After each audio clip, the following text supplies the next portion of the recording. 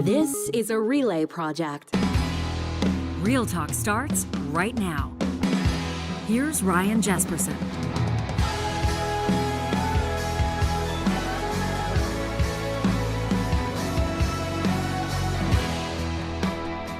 Well, buckle up, Real Talkers. We're about to get into it with Jeff Rath. He's an Alberta lawyer, and he's one of those individuals spearheading this Alberta Prosperity Project. Essentially, this is the initiative to extricate Alberta from Canada. This is the group of Albertans, certainly engaged Albertans, who feel like this province would be better off outside of Confederation, better off going it on its own. And I know that this has been divisive subject matter, not just for Albertans, certainly not just for members of this talk show audience, but as well, of course, for Canadians from coast to coast to coast who see Alberta as an important part of Canada, and not just fiscally. I'm sure that Jeff, in just a moment, is going to talk a lot about the bottom line, the finances. That's oftentimes the number one argument from folks who believe that Alberta would be better off as a sovereign entity. They're sick and tired of the way that the province has been treated by Ottawa. They're not happy with the equalization formula. They believe that Alberta and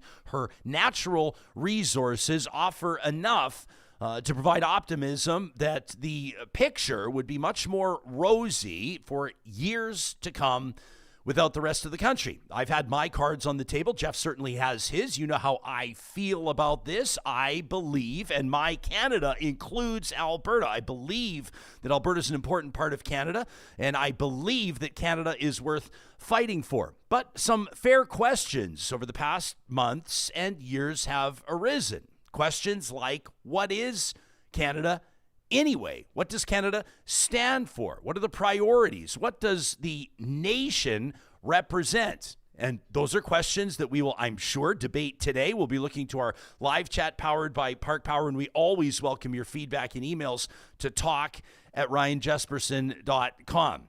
So there have been some developments over the past week or so, which is why this feels like the right time to bring Mr. Rath on the show. This group wanting to ask Albertans by way of a referendum straight up, do you agree that Alberta should become a sovereign country, stop being or leave Canada, stop being a province in Canada? But before that question could even hit the streets, Elections Alberta, the chief electoral officer, kicked it over to the courts, asking if the question is even constitutional. The Alberta Prosperity Project in court just a number of days ago, arguing that that should be dismissed, saying that it was undemocratic, essentially a waste of time. But this week, a judge kicked that ball further down the field. Why? Because you can't obviously put an unconstitutional question in front of voters. And at risk of getting into the weeds, this really matters. Every single word in a referendum question matters, most especially in instances in Quebec and potentially this one in Alberta if the stakes are so high. The judge basically ruling that Alberta's voters, Albertans, deserve a clean legal process to adequately tackle something this serious. So now the courts will hold a full hearing to figure this out. We'll ask Jeff about his position on this. They're going to hear from groups that want to weigh in. Indigenous groups, First Nations, who are pointing to treaty rights, saying that we signed on to Canada before 1900. And we're not going anywhere. Chief Alan Adam, you've heard him on this show before, chief of the Athabasca Fort Chipewyan First Nation, said that the separation push a step toward Alberta becoming the United States' 51st state. Meantime, as discussed just yesterday with the strategist, Zane Velji, Stephen Carter, Danielle Smith's UCP government in Alberta quietly siding with the APP, though I'm not sure that Jeff will give her a ringing endorsement. We'll find out. The government says they don't believe that the proposed question is unconstitutional. They've supported allowing that petition to proceed, and critics, of course, are saying that the Premier and her Justice Minister are egging on separation. Carter said that yesterday instead of simply shutting it down. Now, here's the wrinkle, and you've heard about it on this show at length. While the APP, Rath's group, is gathering signatures for a question to leave Canada, you've got the Alberta Forever Canadian group, led by former Deputy Premier Thomas Lukaszuk. They've just got approval, of course, running their own petition. They're trying to get 300 signatures. Jeff and his group don't need that much. Remember, they need 177,000. Based on this new legislation, Thomas's question, should Alberta stay in Canada? So the bottom line is Albertans are looking at dueling petitions, a court case to decide if the separatist question is even legal, constitutional, and political leaders who can't seem to resist fanning the flames for whatever reasons. And all the while, the vast majority of Albertans, if you look at the polls, want Alberta to stay exactly where it is. But the noise around this debate keeps getting louder, and we're here to cut to the heart of it. In our feature interview today, presented by Mercedes-Benz Edmonton West, we welcome the face of the Alberta Prosperity Project, Jeff Rath. Jeff, welcome back to the show. Thanks for making time for us today. Good morning. Thanks for having me on. Is my summary palatable to you? Did I cover the key points in a way that you would assess as fair and accurate? In your own fashion, Ryan. It's, obviously we have a different spin on it, but, I think the big thing that everybody needs to realize is that from an Alberta Prosperity Project perspective, Alberta has been treated incredibly unfairly.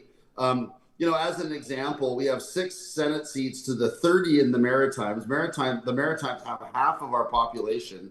If we were to have the same proportion of Senate seats to our population that the Maritimes have, we would have 60 Senate seats, not 6. Same with British Columbia. They'd have 67 or 68. It's the Maritimes 6. We have 2 seats on the Supreme Court for all of Western Canada. Quebec is guaranteed 3 seats on a going forward basis, guaranteed to maintain its same level of members of parliament. And Quebec basically has a call on $15 billion a year of Alberta tax revenue because Quebec cheats its accounting and cheats its books by exempting all of its hydro revenue from the equalization formula. So in effect, you have this parasitic government in Quebec that lives on the backs of Alberta taxpayers perennially, and a lot of us are sick of it. I mean, we send $70 billion a year to Ottawa in tax revenue, CPP and UI revenue. We only get a fraction of that back. We get less than $20 billion a year back in transfer payments.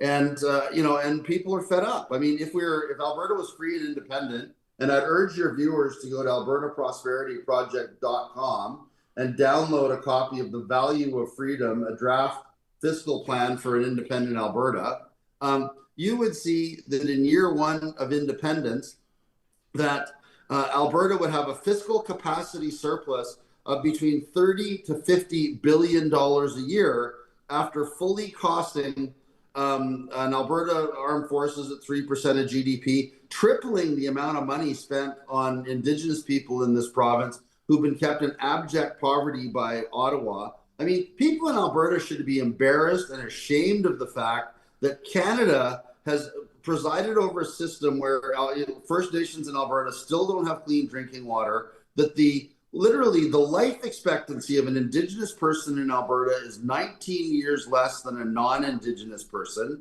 It's disgusting. Canada has failed Alberta left, right, and center. We have a population of 5 million people. We have the 3rd largest oil resource in the world, right?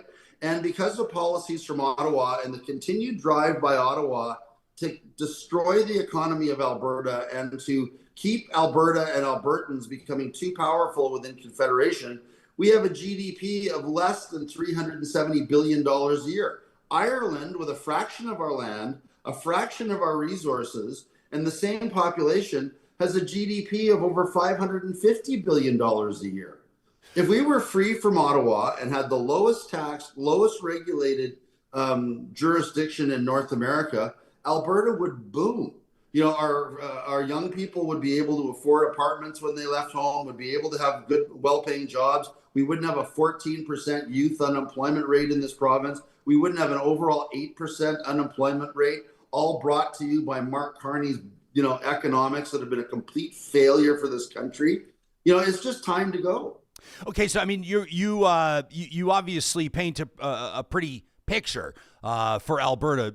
You're bullish, obviously, I on paint an Alberta's accurate economic. picture, Ryan. Yeah, I paint an accurate picture. Sure, and actually, I don't think that you'd find many people to disagree that Alberta and Alberta's economy, in particular the energy sector, has driven Canada's economy in large part, has employed Canadians from coast to coast. You predict your draft fiscal plan that Alberta could double its economy within 20 years of leaving. I think personally this ignores obvious expenses, and I want to give you a chance to answer this, but expenses that would come with leaving Canada, establishing Alberta's own pension plan, a police force, passports, new trade deals. You got to talk about new ministries, border services, currency and central bank choices, credit rating, bridge financing. I mean, to give some credibility to your numbers, though, Jeff, like what rating agencies have you briefed? Like, give us the down low on. Ryan, have you read The Value of Freedom? Like, have you read it? No. All of the things. Yeah, of course. So there you go. So you're speaking from a position of ultimate ignorance. No, right? I'm not, Jeff. So, I talk to people every single day about let me this, and we finish. dig into this issue a lot. I'm not ignorant just because I haven't read your favorite book, right? I don't mean that in a pejorative way. You don't mean ignorant in a pejorative way. No, I don't mean it in a pejorative way. It's the definition of somebody who's talking about something that they haven't read and they don't know anything about. No, I haven't read your source. If we can find a better word, uninformed, uneducated, whatever you prefer, whatever word you prefer, right? The simple fact of the matter is all of those things that you're talking about, policing, border services, airports, every federal service that Canada provides Alberta, is spoken to in that document and fully costed in that document. So, and that's where we get, and we still end up with a fiscal capacity surplus of $30 to $50 billion a year.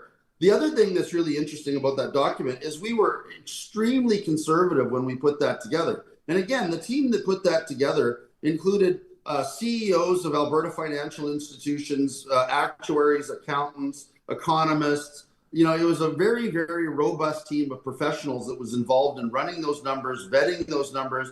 And in fact, the document itself has been subjected to a massive public consultation process. That's why we call it a draft fully costed fiscal plan for an independent Alberta. And, a new draft or an updated draft based on all of the input that we've received from our fellow Albertans will be released later in September. Jeff, talking about your favorite Albertans, though, like every poll that I've seen in the last 10 years at least, and certainly in the last couple of years, shows that the majority of Albertans don't want to leave Canada. Like it feels to me like you're ignoring democracy and kind of pretending like you speak for the majority when you clearly don't. If you wanted to reference polls, I've that's never what they said say. that we speak for the majority. We know that this is an education process. We even need to educate people like you, Ryan, because obviously, like, you haven't read our document, you don't understand the numbers, and you don't understand how much better off we're going to be. Let me finish.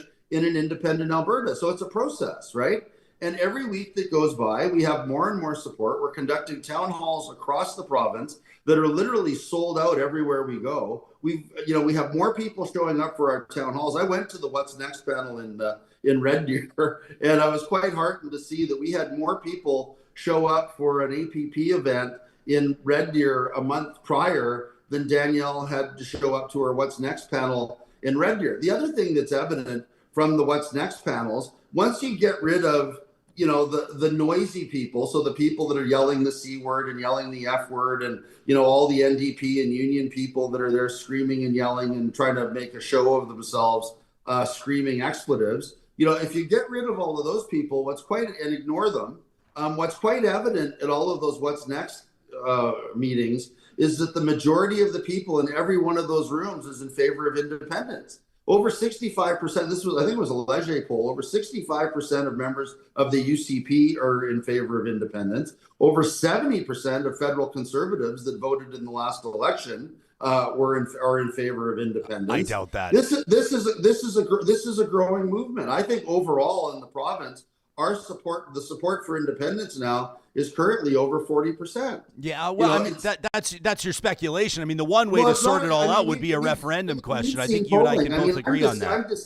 I'm discounting an earlier poll that was published by the Western Standard that had our support province-wide for independence at over 47%.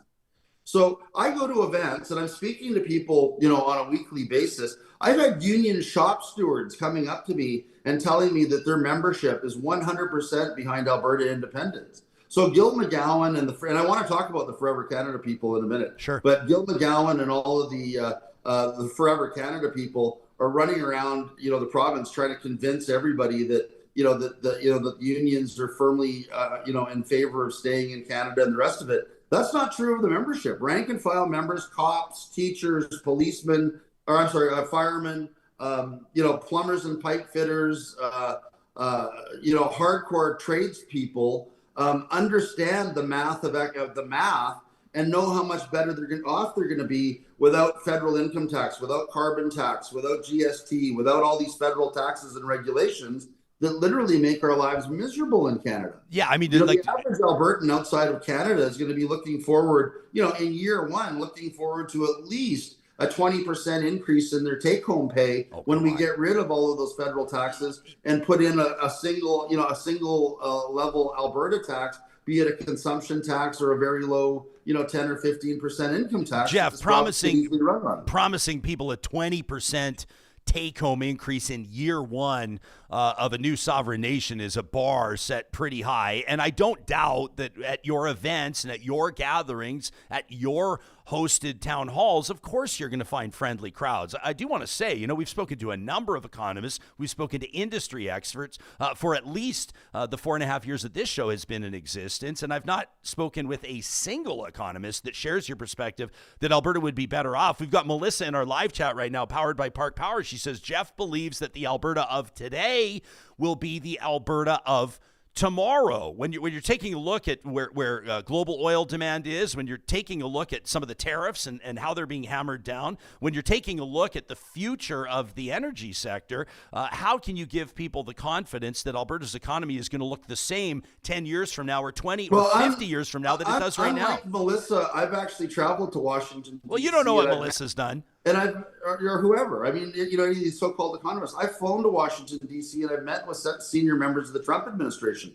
Alberta will have the shortest free trade agreement ever because we're going to have zero tariffs on all goods and services on both sides of the border, and we're going to have a free market with the United States on a going forward basis. That's what an independent Alberta is going to look like. Okay, let me ask you about this. I want to ask you about your D.C. trip, because when we announced you were coming on the show, a bunch of people emailed in and said, you got to ask them about this delegation that went to D.C. You talked about meeting with senior members of the Trump administration, essentially representing the concept of a sovereign Alberta, really with no mandate except for the one that you've given yourself. I mean, what gives you the teeth or the nails to negotiate with the Trump administration? And Jeff, what gives you the confidence that you'd be able to out-negotiate a G7 nation like Canada, led by somebody with Mark Carney's experience? What gives you the sense that Alberta's going to have an easier time dealing with Donald Trump? Mark Carney is a joke. I mean, Mark Carney, at the end of the day, we talk about his experience. I mean, he's literally in the process of destroying the Canadian economy. He was Trudeau's #1 economic advisor. Harper's and too. all of the mess that we're in economically right now is because of Mark Carney. I personally believe that all of this anti-American garbage that got him elected, right, is he's playing the Maduro card. He knows that he's structurally screwed the entire basis of the Canadian economy under Trudeau with the bad advice that he gave Trudeau with this new monetary theory that just said that we could print money forever.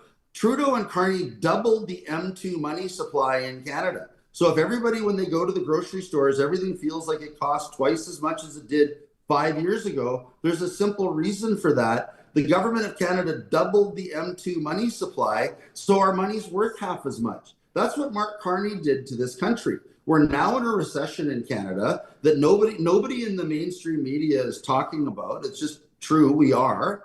And by this time next year, we're going to be likely in a depression. Alberta's unemployment rate is now pushing 8%. I think it's 7.8 or 7.9%. Youth unemployment, no young people can find jobs this summer because the country's been flooded by people on open work permits and other immigration schemes that Carney and Trudeau have brought in to completely, undermine Canadians and the ability of Canadians to find work and find jobs and have good paying jobs within this country.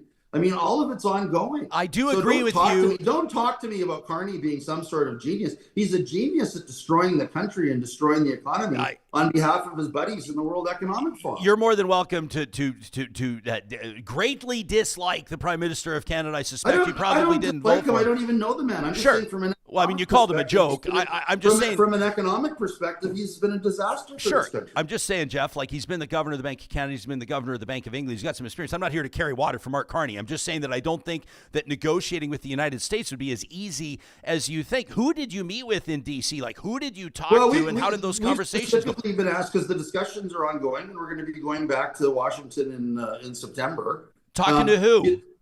We're meeting with very senior people within the Trump administration. Well, like who? It's an engaged audience. They've been asked for us not to identify them at this point as the talks are ongoing. But, you know, and we're respecting the confidentiality of those discussions. You're telling me you can't tell us? You want to speak on behalf of Alberta, but you can't tell us who you're talking to. We're not speaking on behalf of Albertans. As private citizens, we're engaged in exploratory discussions with members of the Trump administration as to what Alberta independence could look like, engaging the level of support in the United States from this administration for Alberta independence. And I can tell you from those meetings that the level of support for Alberta independence within the present administration is extremely high, if not over the top excited. They're not, you know, if not over the top excited about the prospect of an independent Alberta. And there's reasons for that. I mean, of course, one, is security of energy supply. Two, national security from a U.S. perspective. They want, Alberta to have an energy policy that's made in Alberta and not made in communist China, by liberals in Ottawa, because that's effectively what we've got. I mean, Gibault in the last administration flat out said that the reason that they're crippling Canada's economy and destroying the Alberta energy industry with carbon taxes and all the other things that they're doing is so that when he goes to talk to China about shutting down coal plants in China, they can speak with the moral authority of having destroyed their own economy. Yeah, I mean these people are fools, Ryan. Well, and nobody can justify. Jeff, you're welcome, and I would suggest that Stephen Guilbeault, number one, although he's has a role, curiously in my mind, with Mark Carney's government, it's fair to say that he's been pulled far from the spotlight, as have many of Justin Trudeau, the former Prime Minister's senior spokespersons and lawmakers. The idea around Alberta becoming a 51st state, and can we assume that's your plan? By the way, not Alberta as a sovereign nation, but Alberta as a 51st state. No, you can't assume that. Well, it sounds to me like that's what you're talking to the Americans about: energy security, military. That's because you're not listening, right? Jeff, I'm giving you the floor for like 2 minutes at a time. All of the discussions in the United States, both on their side of the table with regard to their briefing documents and our briefing documents, are based on an independent Alberta. Period. And quite frankly, from within the independence movement itself, we're pretty clear through APP that the smallest percentage of people within the independence movement favor a 51st state scenario, right? So all we want, and my only goal at this point, is to get Alberta out of Canada and established as an independent country, not as the 51st state to the United States. I mean, we initially were having discussions, or we're thinking that was something that we'd want to explore, and that's as in hey, we're getting shafted as a province of Canada. What would the United States have to offer us as a state in the United States? And what we rapidly determined is that Albertans would be far better off as an independent country than a state of the United States. We don't want to be regulated by, the EPA as an example. We don't want to replace the Canada Revenue Agency with the U.S. Treasury Department and what used to be the Internal Revenue Service of the United States of America. We need, made in Alberta taxation policy that makes sense for Albertans and to literally double the size of the Alberta economy in as short a period of time as possible to accommodate all of the citizens that are currently here in Alberta and to make their lives and the lives of their children and grandchildren as prosperous as possible. So, that's our goal on a going forward basis. And again, I'm going to try to answer your question. We're not speaking on behalf of Albertans when we go to meet in the United States. We're there on an exploratory basis, finding out what the current U.S. administration thinks is possible or would agree to on a going forward basis with regard to Alberta independence, so that Albertans can be informed when a year from now we have a vote on independence. People know what it's going to look like and have a good sense of where we're going to land through independence. Yeah, I mean, so Jeff. that's why we're doing it. It's more of a fact-finding basis, and any citizen of Alberta, can fly to Washington and meet with whoever the hell they want. Just because of the interest in this in the United States, we happen to be meeting at a very, very high level within the U.S. government and are having, very interesting discussions at a very high level within the appropriate department of the U.S. government. Okay, so with regard to what this would look like. You would acknowledge, I'm sure, that a process like this requires full transparency. You're talking about Alberta leaving Canada after 120 years of participating in Confederation, but you won't even tell us who you're talking to in D.C. Again, so I think there's a big issue there. It's very early in the process. Sure, I think we've got the sense. We understand you're not going to tell us who you're talking to, but let me ask you this about your grievances, Jeff. Let me get a question in here. I got to be able to get questions in. Okay. You're talking to me about you've got issues with immigration. I guarantee you that people that want Alberta to leave Canada and many people that want to stay in Canada would agree with you that immigration has been an issue, and not just in jobs. I don't see a lot of Albertans lining up to get the jobs that new Canadians, that refugees are taking. You look at the lineups outside Tim Hortons when they're hiring.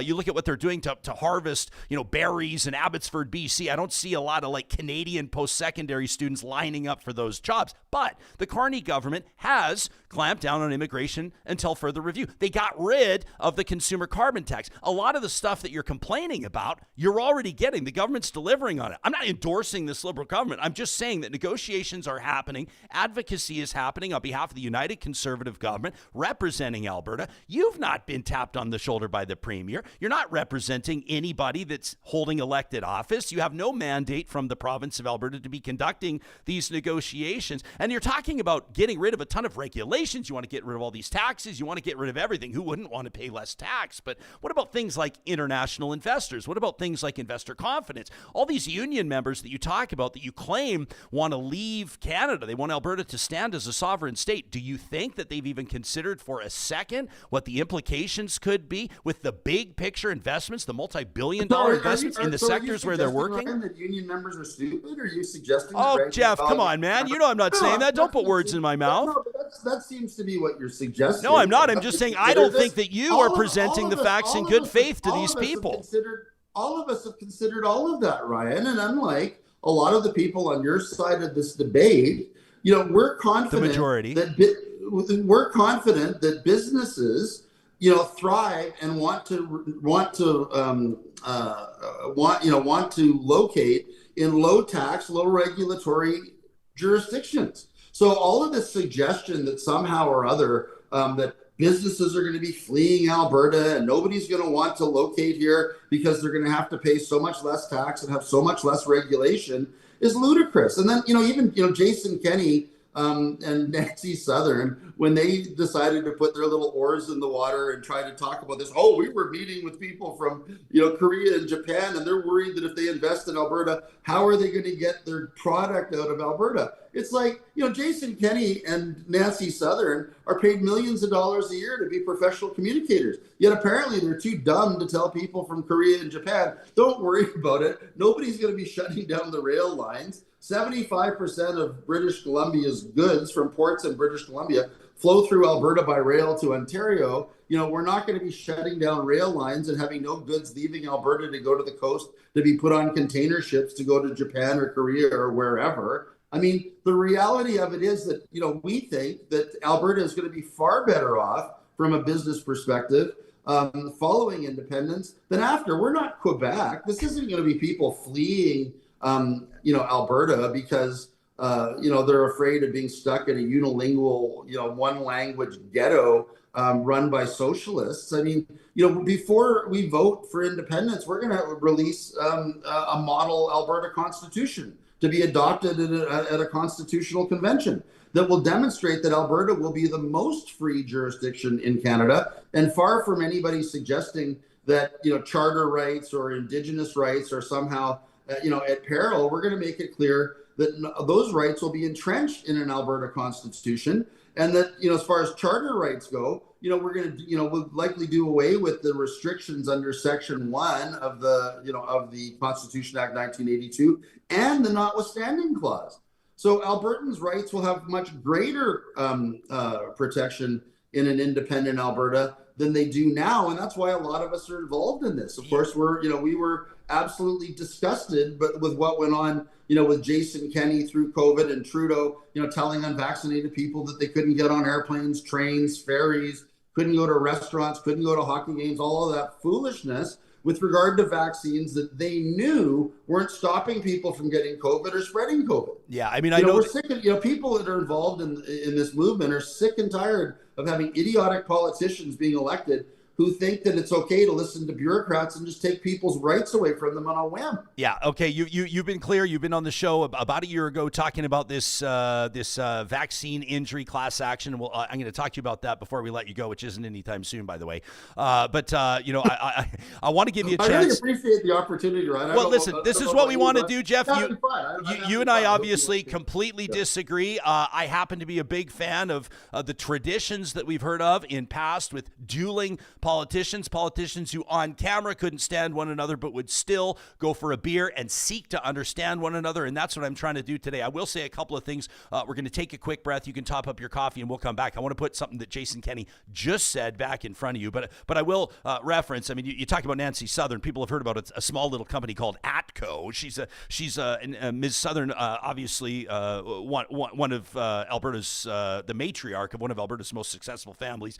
Jason Kenney's political career speaks for itself, although I can't believe I'm saying anything nice about Jason Kenney if you know my history with him. But I would say this, and we'll put this in front of Mr. Rath as well, is that the former United Conservative Premier of Alberta has no time for the separation movement. I want to ask him about this. I also think, like as a note to this audience, and you're hearing this from Jeff, and we'll hand the conch back to him in just a quick second. What I think that supporters of Alberta separation are getting wrong is the idea that Alberta will retain and perhaps even amplify its access to tidewater and all of the other transportation corridors, the routes, and everything else that Alberta currently enjoys as a member of Confederation. To suggest that Alberta, as opposed to Ottawa or the rest of the country, is going to be calling all the shots and naming all the terms, I think is a mistake. You take a look at some of the debate around what the reality of an Alberta pension plan would look like, and some of the projections from supporters of an Alberta pension plan are vastly different than the projections of people who are looking at this and getting a sense of what Alberta's reality would actually be like. These are important things to consider. I'm going to read Jason Kenney's quote, no more than 24 hours old, and I'll ask Mr. Rath to respond to that in just a quick second. Jeff Rath is the subject of our feature interview presented by our friends at Mercedes-Benz Edmonton West. We're going to be heading out west this weekend to Jasper National Park to support Tee Up for Tots. That's a wonderful golf tournament held annually in support of the Stollery Children's Hospital Foundation. You better believe that my family is going to be stopping in at the Friesen Brothers in Hinton, the gateway to Jasper National Park, to pick up our sourdough cinnamon buns. We're going to grab and go a few items. They have those fresh veggie trays that are always beautiful.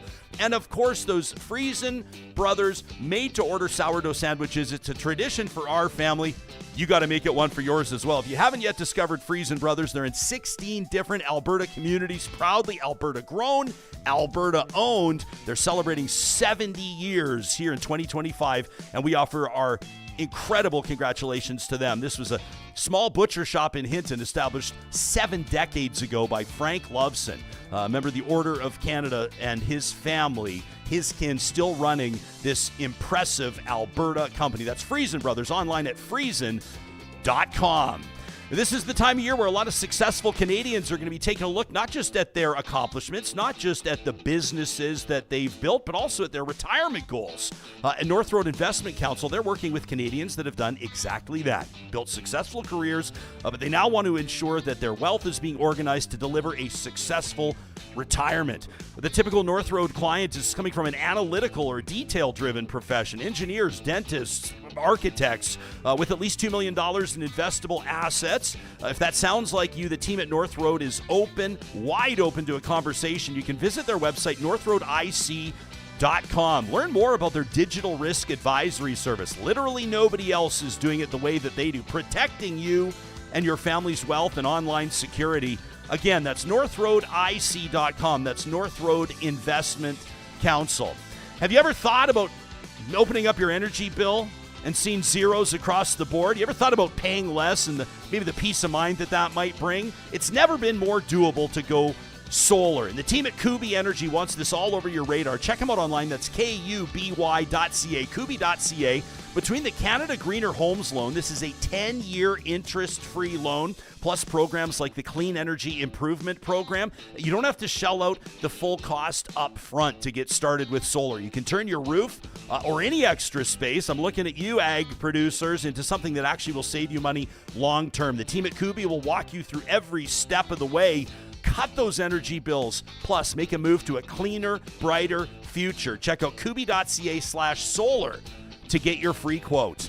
And I've just checked the forecast. If you're anywhere near the capital region this weekend, you're going to want to make sure you get out to the Ranch Golf and Country Club. You can book your tee times today at theranchgolf.com. It's where you can learn more, by the way, about their special events. Nobody in Alberta, literally nobody in Alberta, hosts more golf tournaments than the Ranch. I had a chance to get out there about a week ago, and I can report that the conditions at the Ranch have never looked better. I talked to Murray, the head honcho out there, and he was telling me they've had the perfect mix of rain and sun, and it is looking absolutely fabulous. The greens in perfect condition, the fairways lush. There's a reason why the Ranch is consistently recognized as Alberta's #1 public golf course. You can book your tee time today at theranchgolf.com.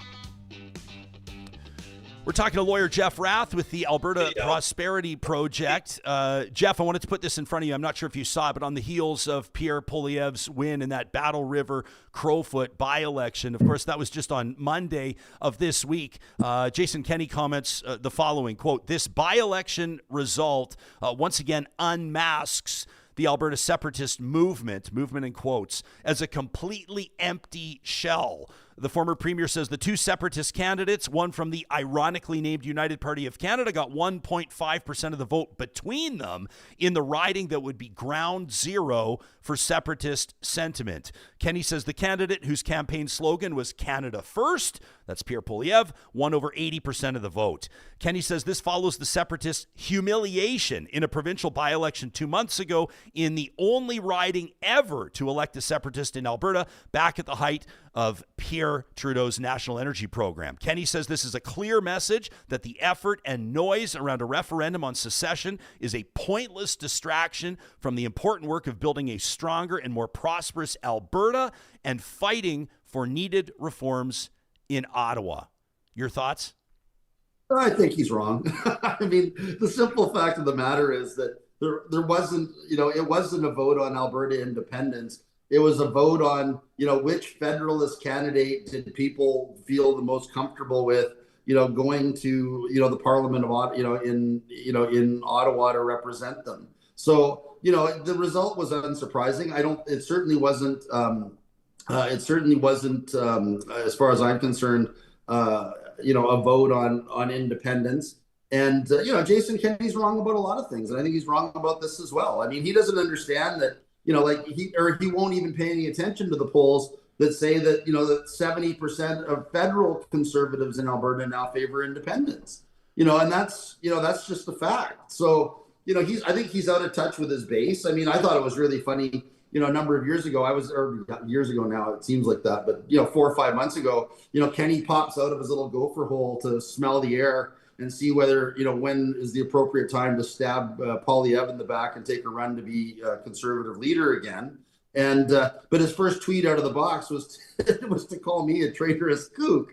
And of course, what I thought was so funny about that, leaving aside the fact that it's defamatory, was the reaction to that. I mean, the reaction. Listen to the things you're saying about him. The reaction was vitriolic to Kenney. And it was like, Kenney, you fat F, F and SOB, we fired you for a reason. We trust Jeff Rath more than the shots that you forced into our arms, on and on and on. I mean, the comments against Jason Kenney when he was attacking me were literally, 99-1 in favor of me and against Jason Kenney. I'm not a politician, right? I mean, I'm not a politician. And here I am with more political support in Alberta than a former premier of the province. That's a bold claim. Kenny's a bit of, Kenny's, he's out of touch. He doesn't understand his base. And he doesn't get the fact that 65% of the UCP right now support independence. The other thing is, and let's talk about the Cam Davies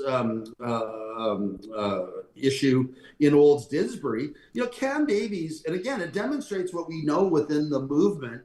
Most people that favor Alberta independence are uncomfortable with the whole 51st state idea and want to see an independent Alberta separate and apart from the United States. I mean, a lot of Albertans, like a lot of Canadians, still define themselves as not being American, right? So that whole Republican Party brand, politically toxic. Cam Davies, not the best candidate, and I think Cam will acknowledge that now.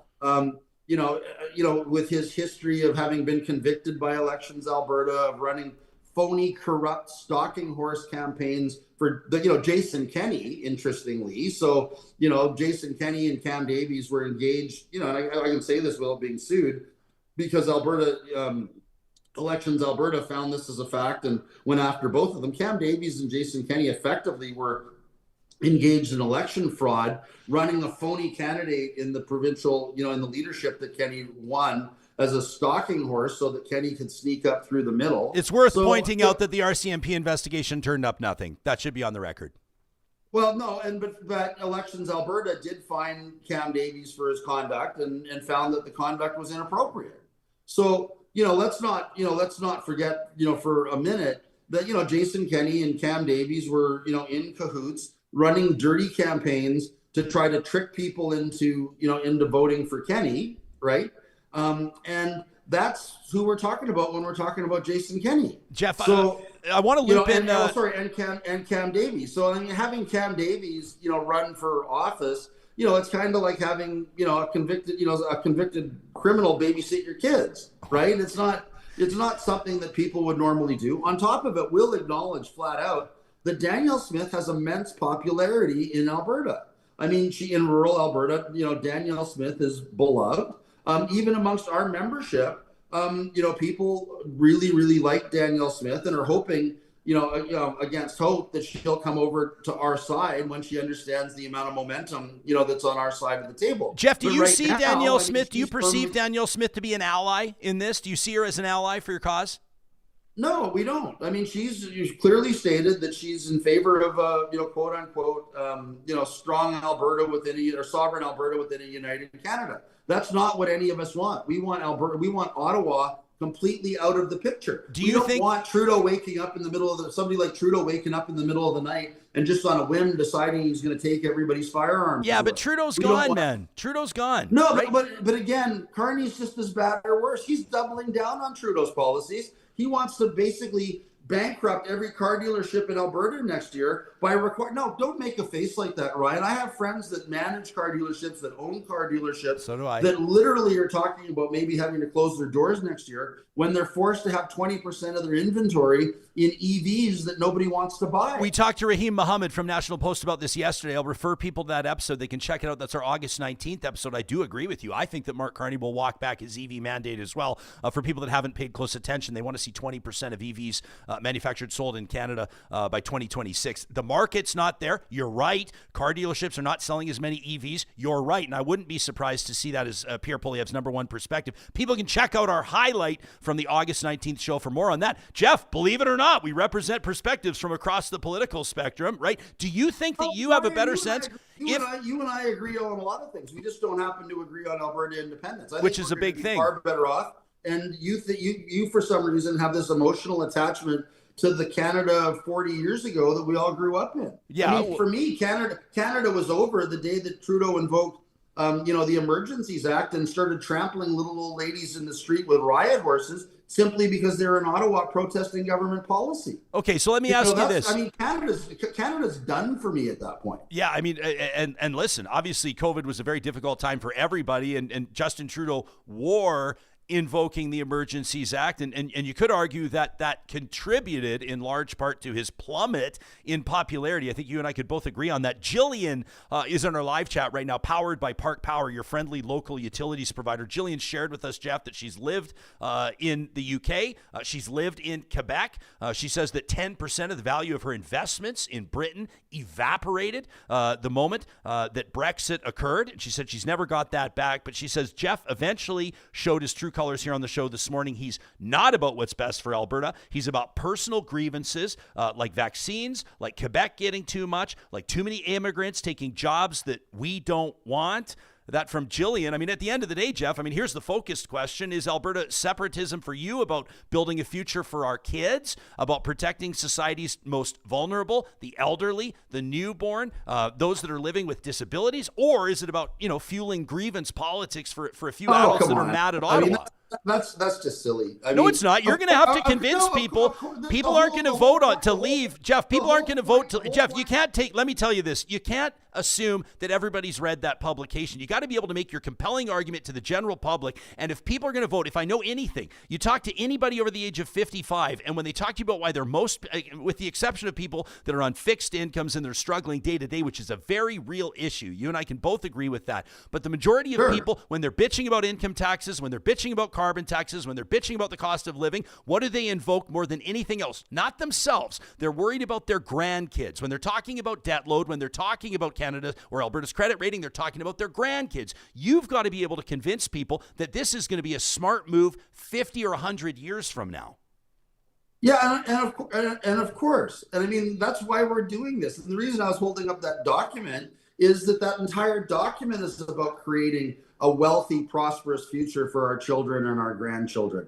Almost every person that's involved in our movement is doing it because they're really concerned for the future of their children and their grandchildren in a country that continually tries to destroy the economy of Alberta on an ongoing basis. I mean, that's why we're doing it, is because obviously we're going to be so much better off outside of Canada than in it. And to try to dismiss what we're doing, as simply grievance politics is simply wrong. I'm just pointing out that a lot of these federal policies have been destructive to Alberta and destructive, to our province. Let's talk about immigration again. And it's not grievance; it's simple fact. Calgary. I mean, God, we weren't allowed to water our lawns last year because we didn't have enough water. 2024, we hit minus 50 in this province, notwithstanding all the people that claim that we're getting so much warmer. Minus 50, the entire provincial power grid almost crashed because we didn't have enough electricity in this province. So we don't have enough water. We don't have enough power. Nobody can argue that we have enough housing. We don't have enough housing. We don't have enough hospital beds. We don't have enough jobs. But Carney's continuing to flood Alberta with, so-called new Canadians. And, and anything, despite anything. Alberta's been inviting them. Alberta's inviting them. The Alberta Calling campaign has been too successful. And you're right, Alberta is dealing with serious population growth. It's a population explosion that this provincial government has invited. Well, hey, I've been saying for 2 years that Danielle Smith needs to hang a no vacancy sign on the province of Alberta and not allow any new, just let me finish, not allow any new Canadians into Alberta until we've accommodated everybody that's here. But what kind of a message do you think that we sends? We get our unemployment rate down to 4%, that we have, everybody is housed, that we have enough hospital beds for everybody, all the rest of it. I mean, we're in the middle of an immigration crisis right now, and Carney still has let in over 400,000 new Canadians this year. He claims that he's shutting them down, shutting or lowering the immigration numbers. But the actual numbers published by the government of Canada, demonstrate that every time he opens his mouth, he's lying because he's not doing anything to curtail immigration. And as for the woman that was talking about having lost money through Jillian. Brexit, what's that? Jillian. Yeah. So Jillian, talking about having lost money through Brexit, obviously, that's, some unfortunate investment choices on her part. Obviously, you don't know that, that she now regrets. But that having been said, the circumstances of Alberta are vastly different than the circumstances of the United Kingdom. Our largest customer is the United States. And, quite frankly, Carney's doing everything that he can to poison that relationship, everything that he can to stick his thumb in the eye of the Trump administration every chance he gets. And of course, from a business perspective, your largest customer is upset with you. Well, you try to kiss and make up and make nice. You don't go elbows up and blah blah blah. I'm gonna retaliate against you and all this kind of stuff. Carney has mishandled that relationship, from start to finish. And again, a friend of mine, Keith Wilson, made the point that he thinks that Carney's doing what Maduro did, and that's trying to set Trump up and set the U.S. up as this great enemy so that he can blame the United States for the mess that Carney and Trudeau have made of the Canadian economy. Like we're gonna be in a full-blown recession next year when it's time to vote for Alberta independence. So we'll have survived, we'll have had the Carney gun grab in October that he's planned. We're going to have car dealerships cratering all over the province because he won't back off on his EV mandate. We're going to have over 10% unemployment, in this province because of federal policies. We think our chances of getting a yes vote next year under those circumstances are pretty good. Have you always felt this way? I mean, did you feel the same way about Alberta's place in Canada or Alberta's place outside of Canada when Stephen Harper was Prime Minister? Well, no, but again, Stephen Harper, when he was Prime Minister, did nothing for Western Canada. I mean, let's start with the whole West wants in thing. With Preston Manning, what we had through Preston Manning, Stephen Harper, all the rest of it is this progression of politicians selling Alberta on the idea that if you just vote for them, they can fix Canada. And what we've seen over 40 years is that the structural problems with Canada, and Canadian federalism are so deep that they can't be fixed. I mean, we had a prime minister from Calgary, for God's sake. He didn't end equalization. He didn't, he didn't open up the Constitution so that we could fix the imbalance of power within Canadian federalism. In terms of the Maritimes having 30 Senate seats to Alberta's 6 with half of the population. Didn't address the imbalance of power on the Supreme Court of Canada. Didn't address all of the, issues with, the fiscal disparities of Canada, where Quebec literally bleeds Alberta dry on an ongoing basis to have gold-plated social services in Quebec, while Alberta is having to borrow money to fix our roads, pay our nurses, pay our doctors, all of those things. I mean, none of that was addressed under Harper. So for me, it's been a progression away from Canadian federalism, towards Alberta independence. And for me, obviously, like I said, the thing that tore it for me was when Trudeau basically declared the War Measures Act on Albertans and started trampling people in the streets with riot horses. And let's not forget for a second that Marxist Carney was a big proponent of seizing and stealing money out of people's bank accounts who supported the Freedom Convoy. Little single moms in Chilliwack who donated $50 to the Freedom Convoy, having their bank accounts frozen. Because Mark Carney thought it was a good idea. Well, technically it was Justin Trudeau. These people are disgusting, Ryan. I mean, let's face it. These people are just disgusting. Well, you're calling people idiots. You're calling people disgusting. I mean, you're taking big swipes at Stephen Harper. Hang on. You're taking big swipes at Stephen Harper, who was Prime Minister of Canada for 10 years. You're taking big swipes at Preston Manning, the founder of the Reform Party, leader of the official opposition, got more than 50 seats representing a Western party, which is pretty significant. You're taking big swipes at Jason Kenney. Like, what gives you the sense that you're going to have the credibility?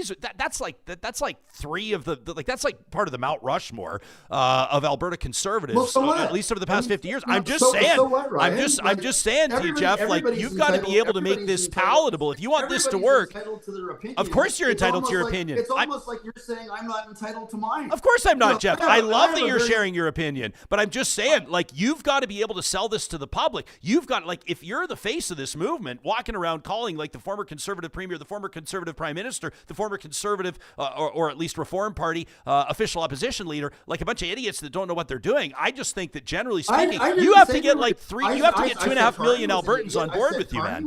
I said Carney was disgusting. All I said was that Preston Manning and Stephen Harper did little or nothing to change the structure of Canadian federalism. You can't argue with that, Ryan. What would you have done if Pierre Poilievre won the federal election? Or what would you do, let's say, if there's an election within the next 18 to 24 months and the ball was rolling on this? Would you attempt to change course, or would you look to prompt some sort of negotiation, to put pressure on Alberta's government at that time to force a negotiation? I mean, this is all about leverage. I think everybody would agree with a conservative federal government. Do you still hold out hope that the relationship could be saved, or have you made up your mind? Is this a done deal?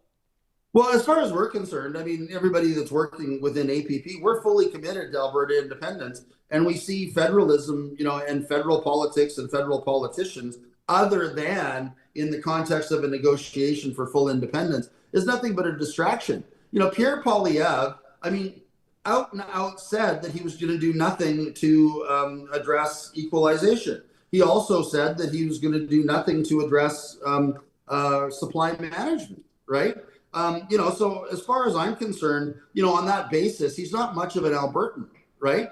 He, basically wants to continue to have, Alberta beef producers, put in a secondary position to Quebec dairy producers. He wants to continue to bleed Alberta white for the sake of Quebec, who's literally fraudulently cooked their books by keeping all their hydro revenue off the table so they can continue to suck $50 billion or $15 billion a year, out of Alberta. Pierre Poilievre, his only ambition is to become Prime Minister of Canada. Okay, if he gets elected, maybe we got to keep our guns, right? So what? It doesn't change the structure of Canadian federalism. It doesn't stop equalization. It doesn't make Albertans more prosperous. It just means we have a less obnoxious federalist in charge of the country. Pierre Poilievre doesn't get elected without Quebec and Ontario, and he knows it. Yeah, Jillian follows up, by the way, your comment on her investments. She says she lost $10,000 due to the value of the British pound dropping the next day. So she follows up there. I want to circle back on treaty rights. I want to circle back on what you're promising. You made a very bold promise in your opening comments about tripling support for First Nations in a sovereign Alberta. Talk to me about conversations that you have had or that you would intend to have with entire communities that hold treaty rights that supersede provincial borders, obviously, and that go back much further than 100 years. What does that look like to you?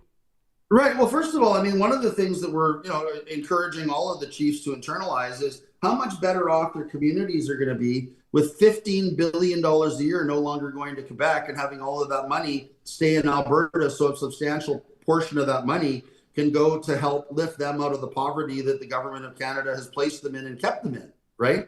That's the first point. So, and what we've done is we've set out a very clear plan and mission statement with regard to First Nations in the Value of Freedom document that I've been talking about and that you haven't read yet. Hopefully you'll read it. And you can see what we're saying, there in terms of, what we see as a future for the sovereign First Nations of Alberta, increasing their jurisdiction over their lands, allowing them to license their own casinos and not have to go to Alberta on bended knee for casino licenses, tripling the amount of revenue going into every community through constitutionalized resource revenue sharing, increasing, their land base and settling all of the outstanding lands issues, in the province of Alberta, et cetera, et cetera. All of that is set out, in that document.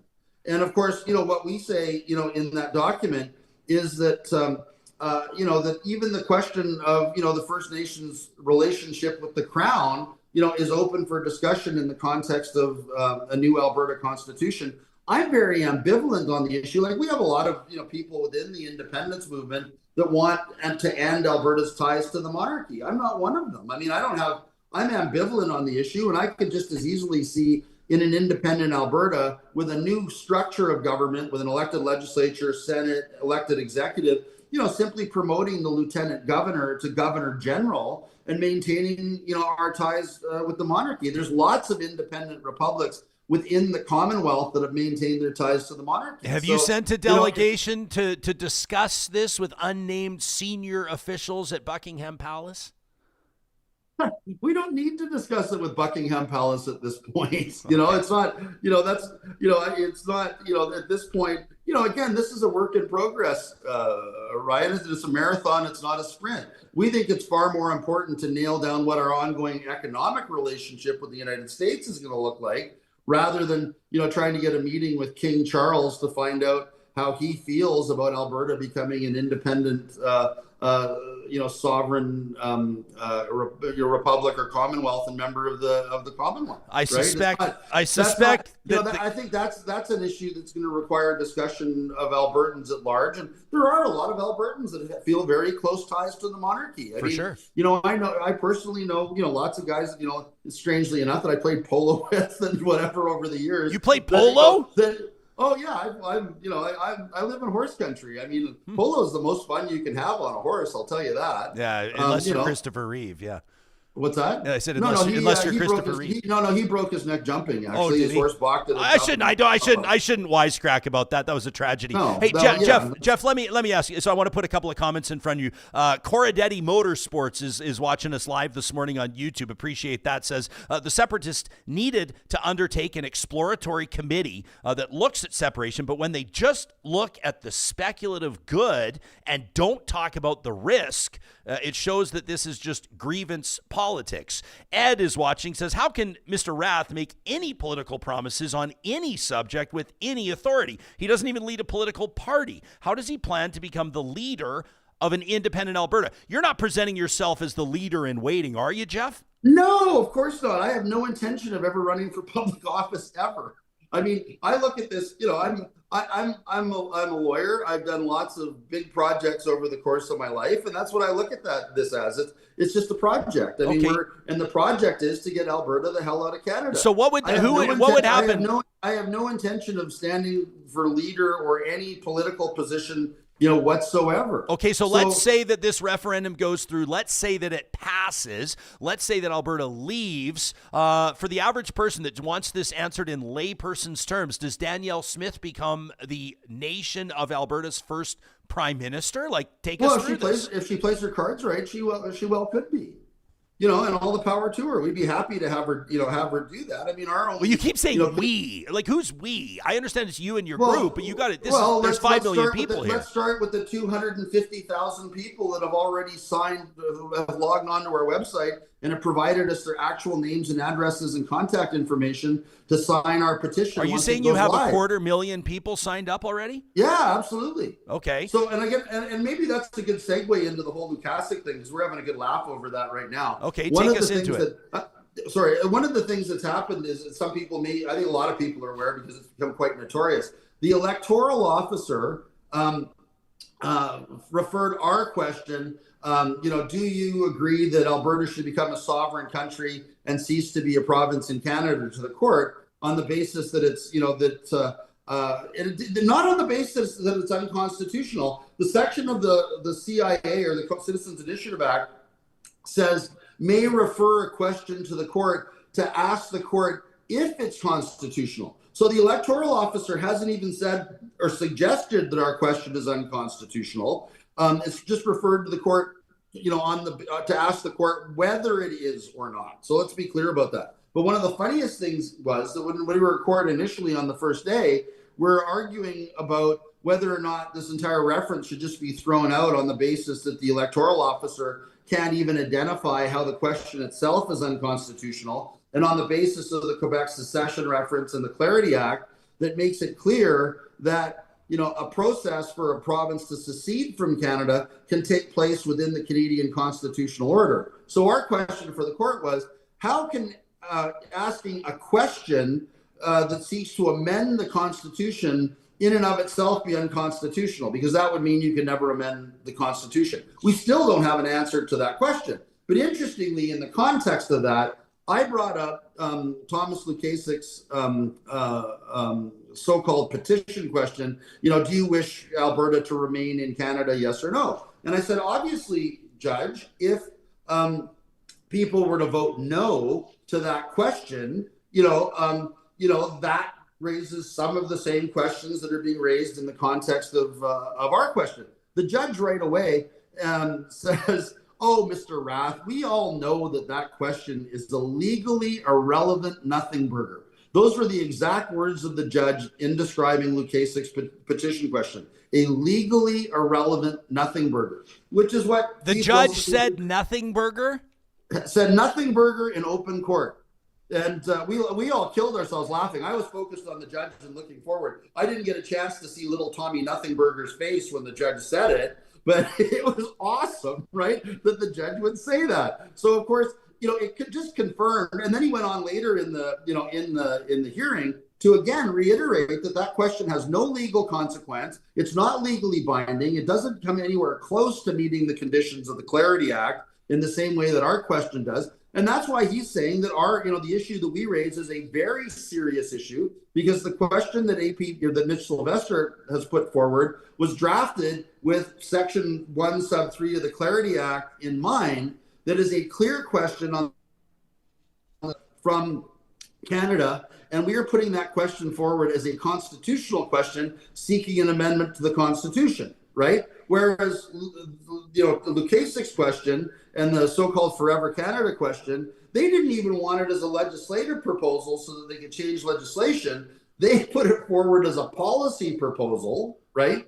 That is completely legally irrelevant and will not in any way block our question. So there's Tommy running around the province telling everybody that, give me your name and address and provide your name, address, and contact information to myself and all of the unions and left-wing people that are supporting me. Well, you're doing the same thing, Jeff.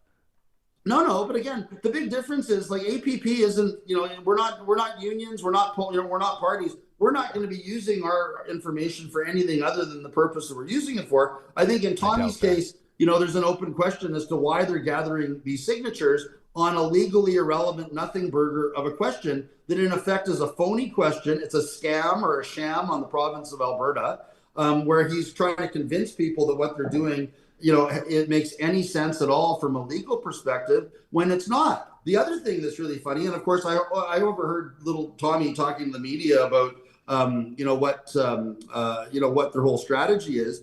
They're quote unquote micro targeting people, right, to show up in flash mobs that look like lineups to sign their petition. And I mean, I actually saw one of these flash mobs, form in Kensington the other day in Calgary when I was going to Kensington for lunch with my wife and my daughter. All of a sudden, out of nowhere, 100 people show up. They line up on a section of Kensington Avenue, going around a corner. So from a photo op perspective, it looks like the line's going around the corner. And they're literally there for no more than 45 minutes, right? And there's no way that they got all of the people in line to sign the petition. A lot of them obviously, probably have signed the petition already, right? But, my wife and daughter and I, we didn't have a very long lunch. It was 45 minutes. We come out after lunch and the little flash mob has already dissipated, right?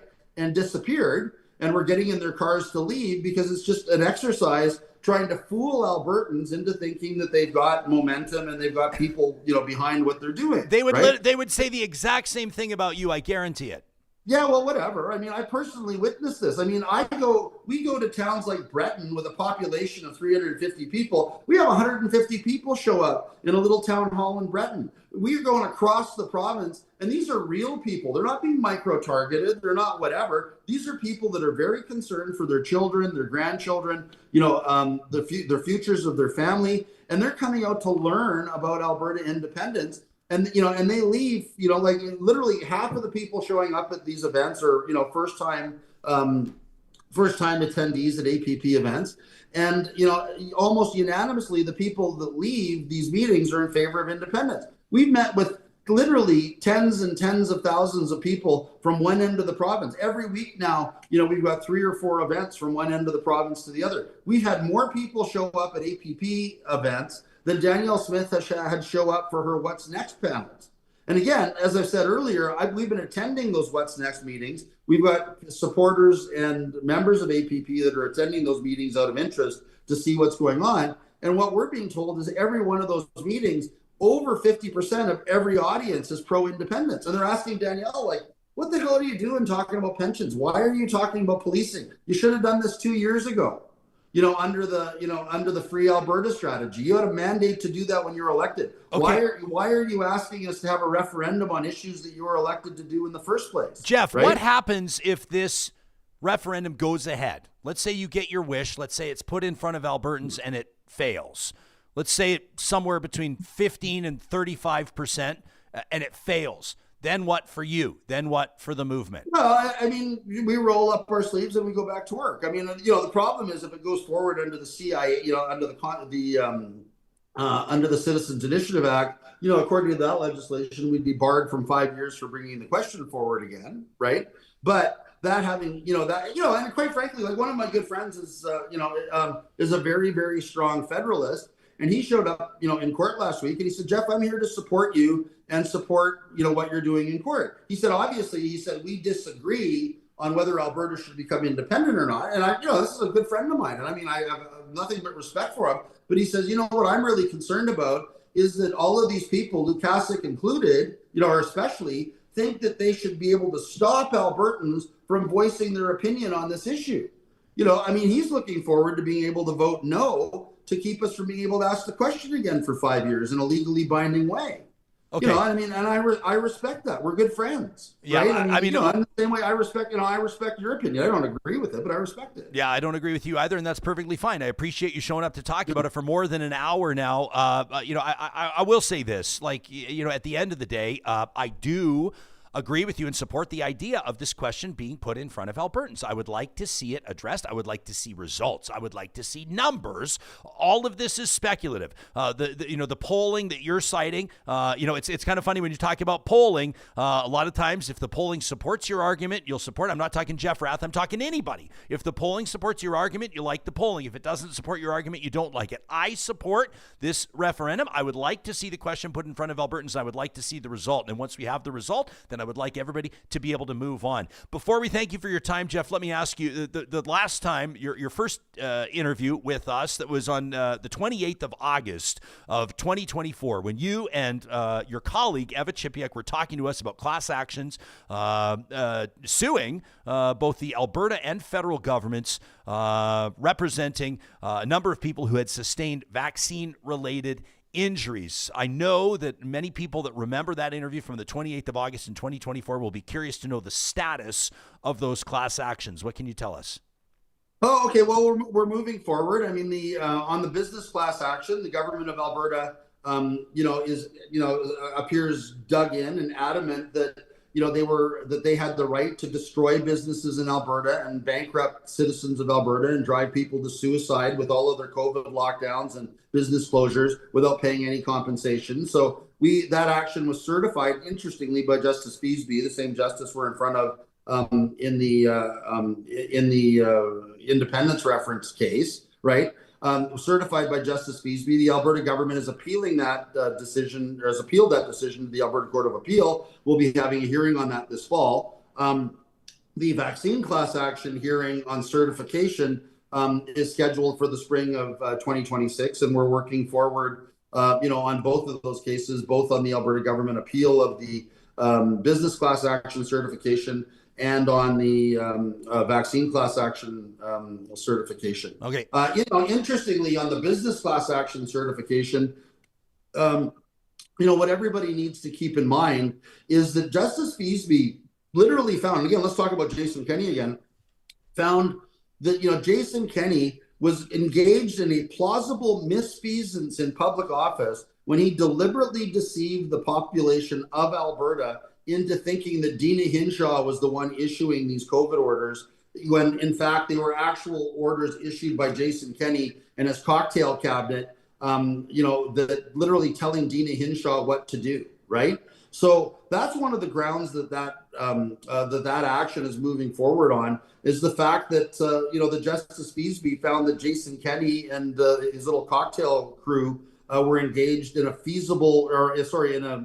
plausible misfeasance in public office. So, when Jason Kenney wants to, stand up in public and claim that he knows what he's talking about, I'd sure like to see him address that sometime. Okay. But if you ever have him on, I can provide you the quote from Feasby's decision, and you should ask him about it. Yeah, I think it's pretty shocking. I'd like to say that's why we all got together and fired him, right? Yeah. That's why he's no longer premier. We all got together and threw him out of office, because he was doing things that were completely antithetical to the rights and liberties of citizens of Alberta. Yeah, Jason Kenney I think was under attack from the right and the left at that time in a very difficult circumstance, and obviously paid the price. I don't think that Jason Kenney's doing this show anytime soon, but on the record, for the record, he is always welcome.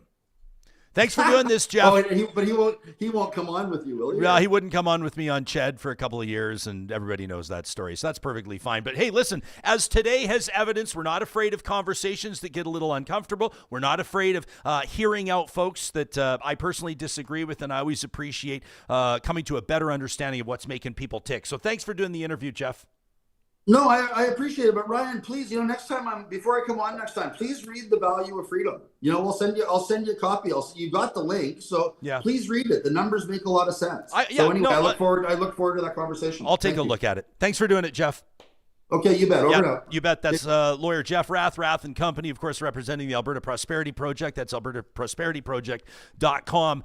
In a second, our live chat is like smoking. My iPad right now is overheating from the action on our live chat powered by Park Power. And we want to give you the floor, Real Talkers. Chantel right now says, where's all this money coming from when we can't even sell our oil at regular prices? Like landlocked, selling our biggest finite resource for cheap to the Americans. It's not going to cover all these dreams. I mean, people have very real questions about what it would look like. And if you're going to make, as an Albertan or even as a Canadian forming your opinion on this, if you're going to make an informed choice on where you land on this, where you're going to plant your flag, so to speak, you got to have all the facts. It's got to be clearly laid out from credible sources. Can we all agree on that? We'll make this commitment to you. We'll continue to speak to stakeholders, to economists. We'll continue to speak to political scientists. We'll continue to speak to leaders in industry, entrepreneurs. We'll talk to First Nations communities. We're going to talk to those that are steering and directing nonprofits and those representing society's most vulnerable. All of these are relevant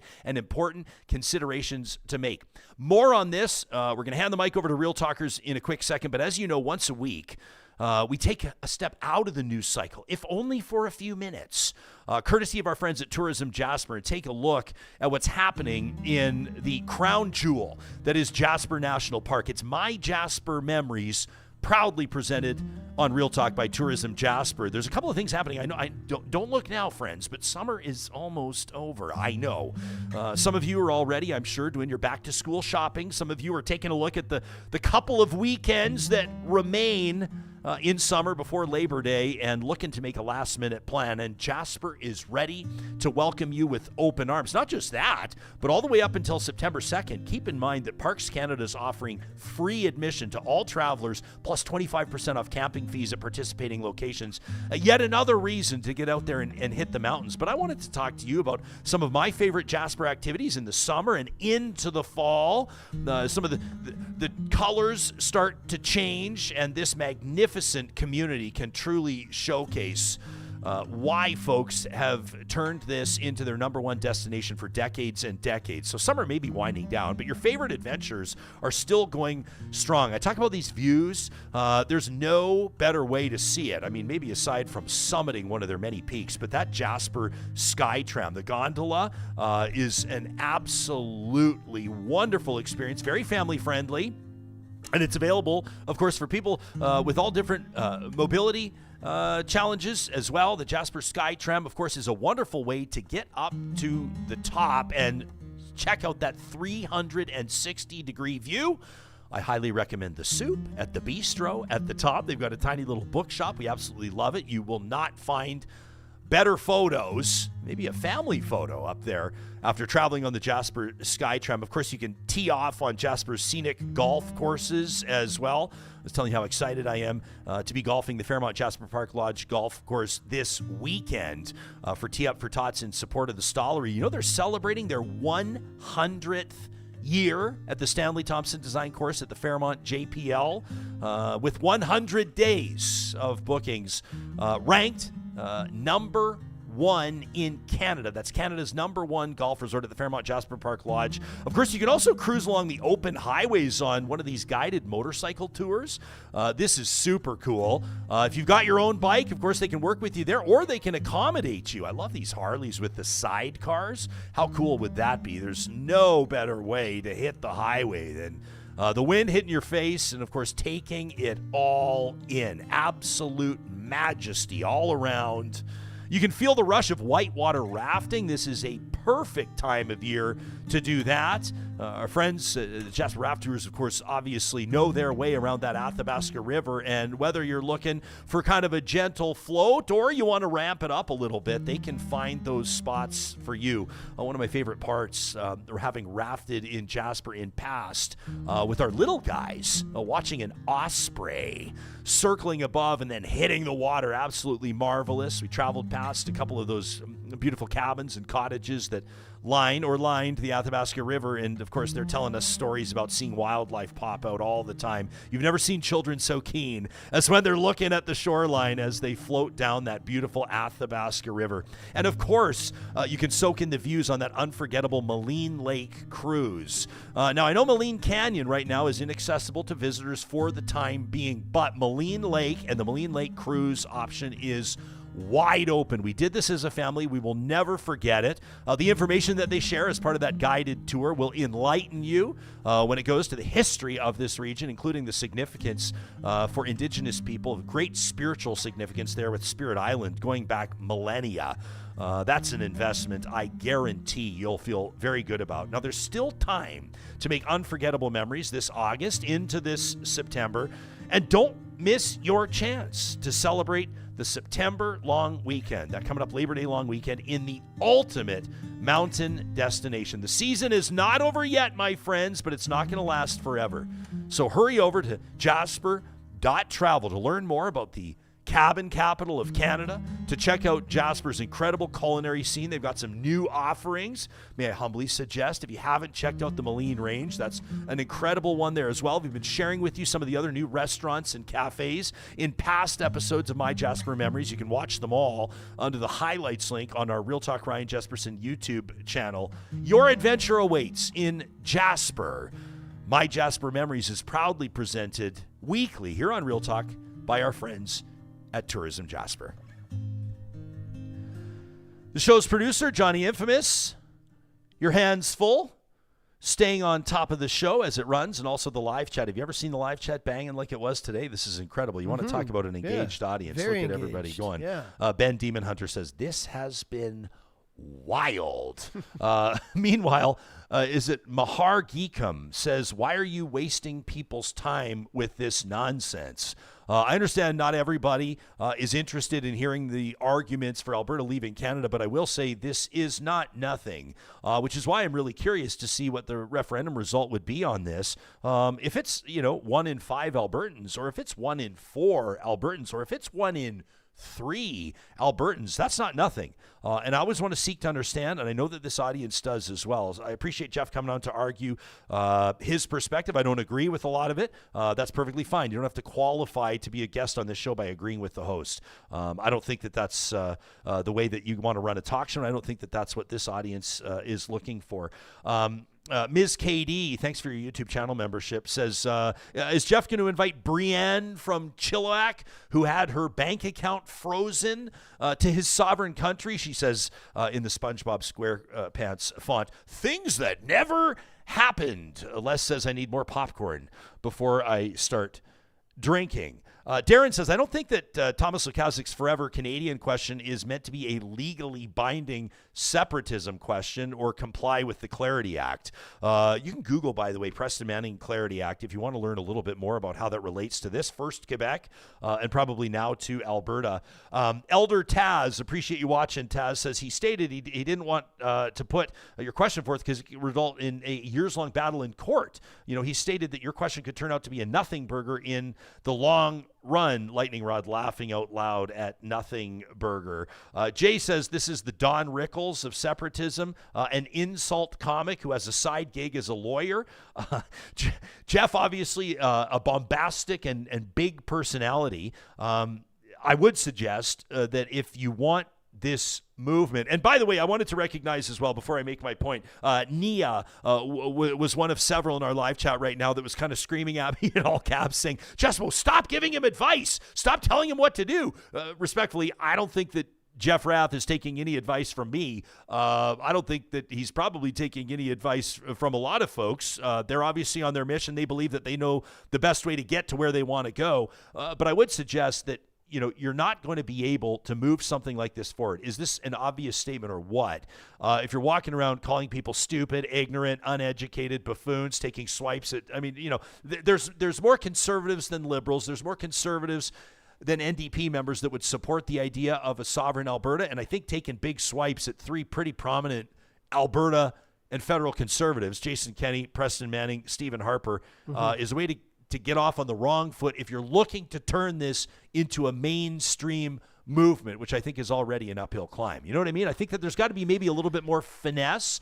There's got to be somebody that comes across with a little more of an assured tone that's talking to people about, we're not just looking to tomorrow. We're not just looking to next year. We're not just looking to the next federal election. This isn't all about Justin Trudeau. It's got to be about more than that.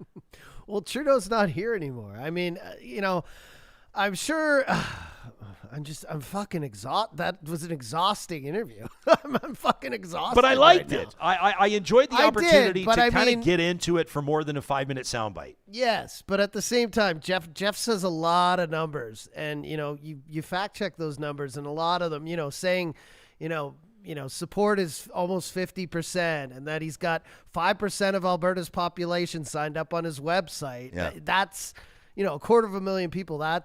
These are some big number. 20% of your income is going to be back in your pocket the day we separate. That's a huge claim. These are but you know what? When you make crazy claims, and I'll say they're crazy because just use a calculator, and you argue with everyone, including the premier, Mr. Poilievre, the former premier. I mean, who's on your side? But it's certainly, it's kind of, it prevents you from succeeding, but it ensures that you can keep fighting for the rest of your life. And I think any person with even a bit of common sense knows this isn't going to happen. I think any person out there knows that, and even when you said that to him, you said, Jeff, if we have a referendum and, it comes back 75% of Alberta, which is what we're looking at, maybe a quarter of Albertans support separation. Maybe. I'd like to see the number, but you're right. Maybe, right? Pollsters have it between 20 and 35%. Exactly. So let's say it comes back. Let's say even it comes back 60-40. And you said, what will you do the next day? Oh, well, we'll get back to work. What do you mean? We just decided, Jeff. You wanted to have the referendum. Here's the referendum. People answered. No, you're going to keep. It's a lot of. And just, there was a lot of things in there. But, one of the things I want to touch on is just how people talk about immigration affecting housing. And if you look at the whole pie percentage-wise of what is affecting the housing crisis in Canada, immigration is, most experts, almost all of them say about 10 to 15% of that pie.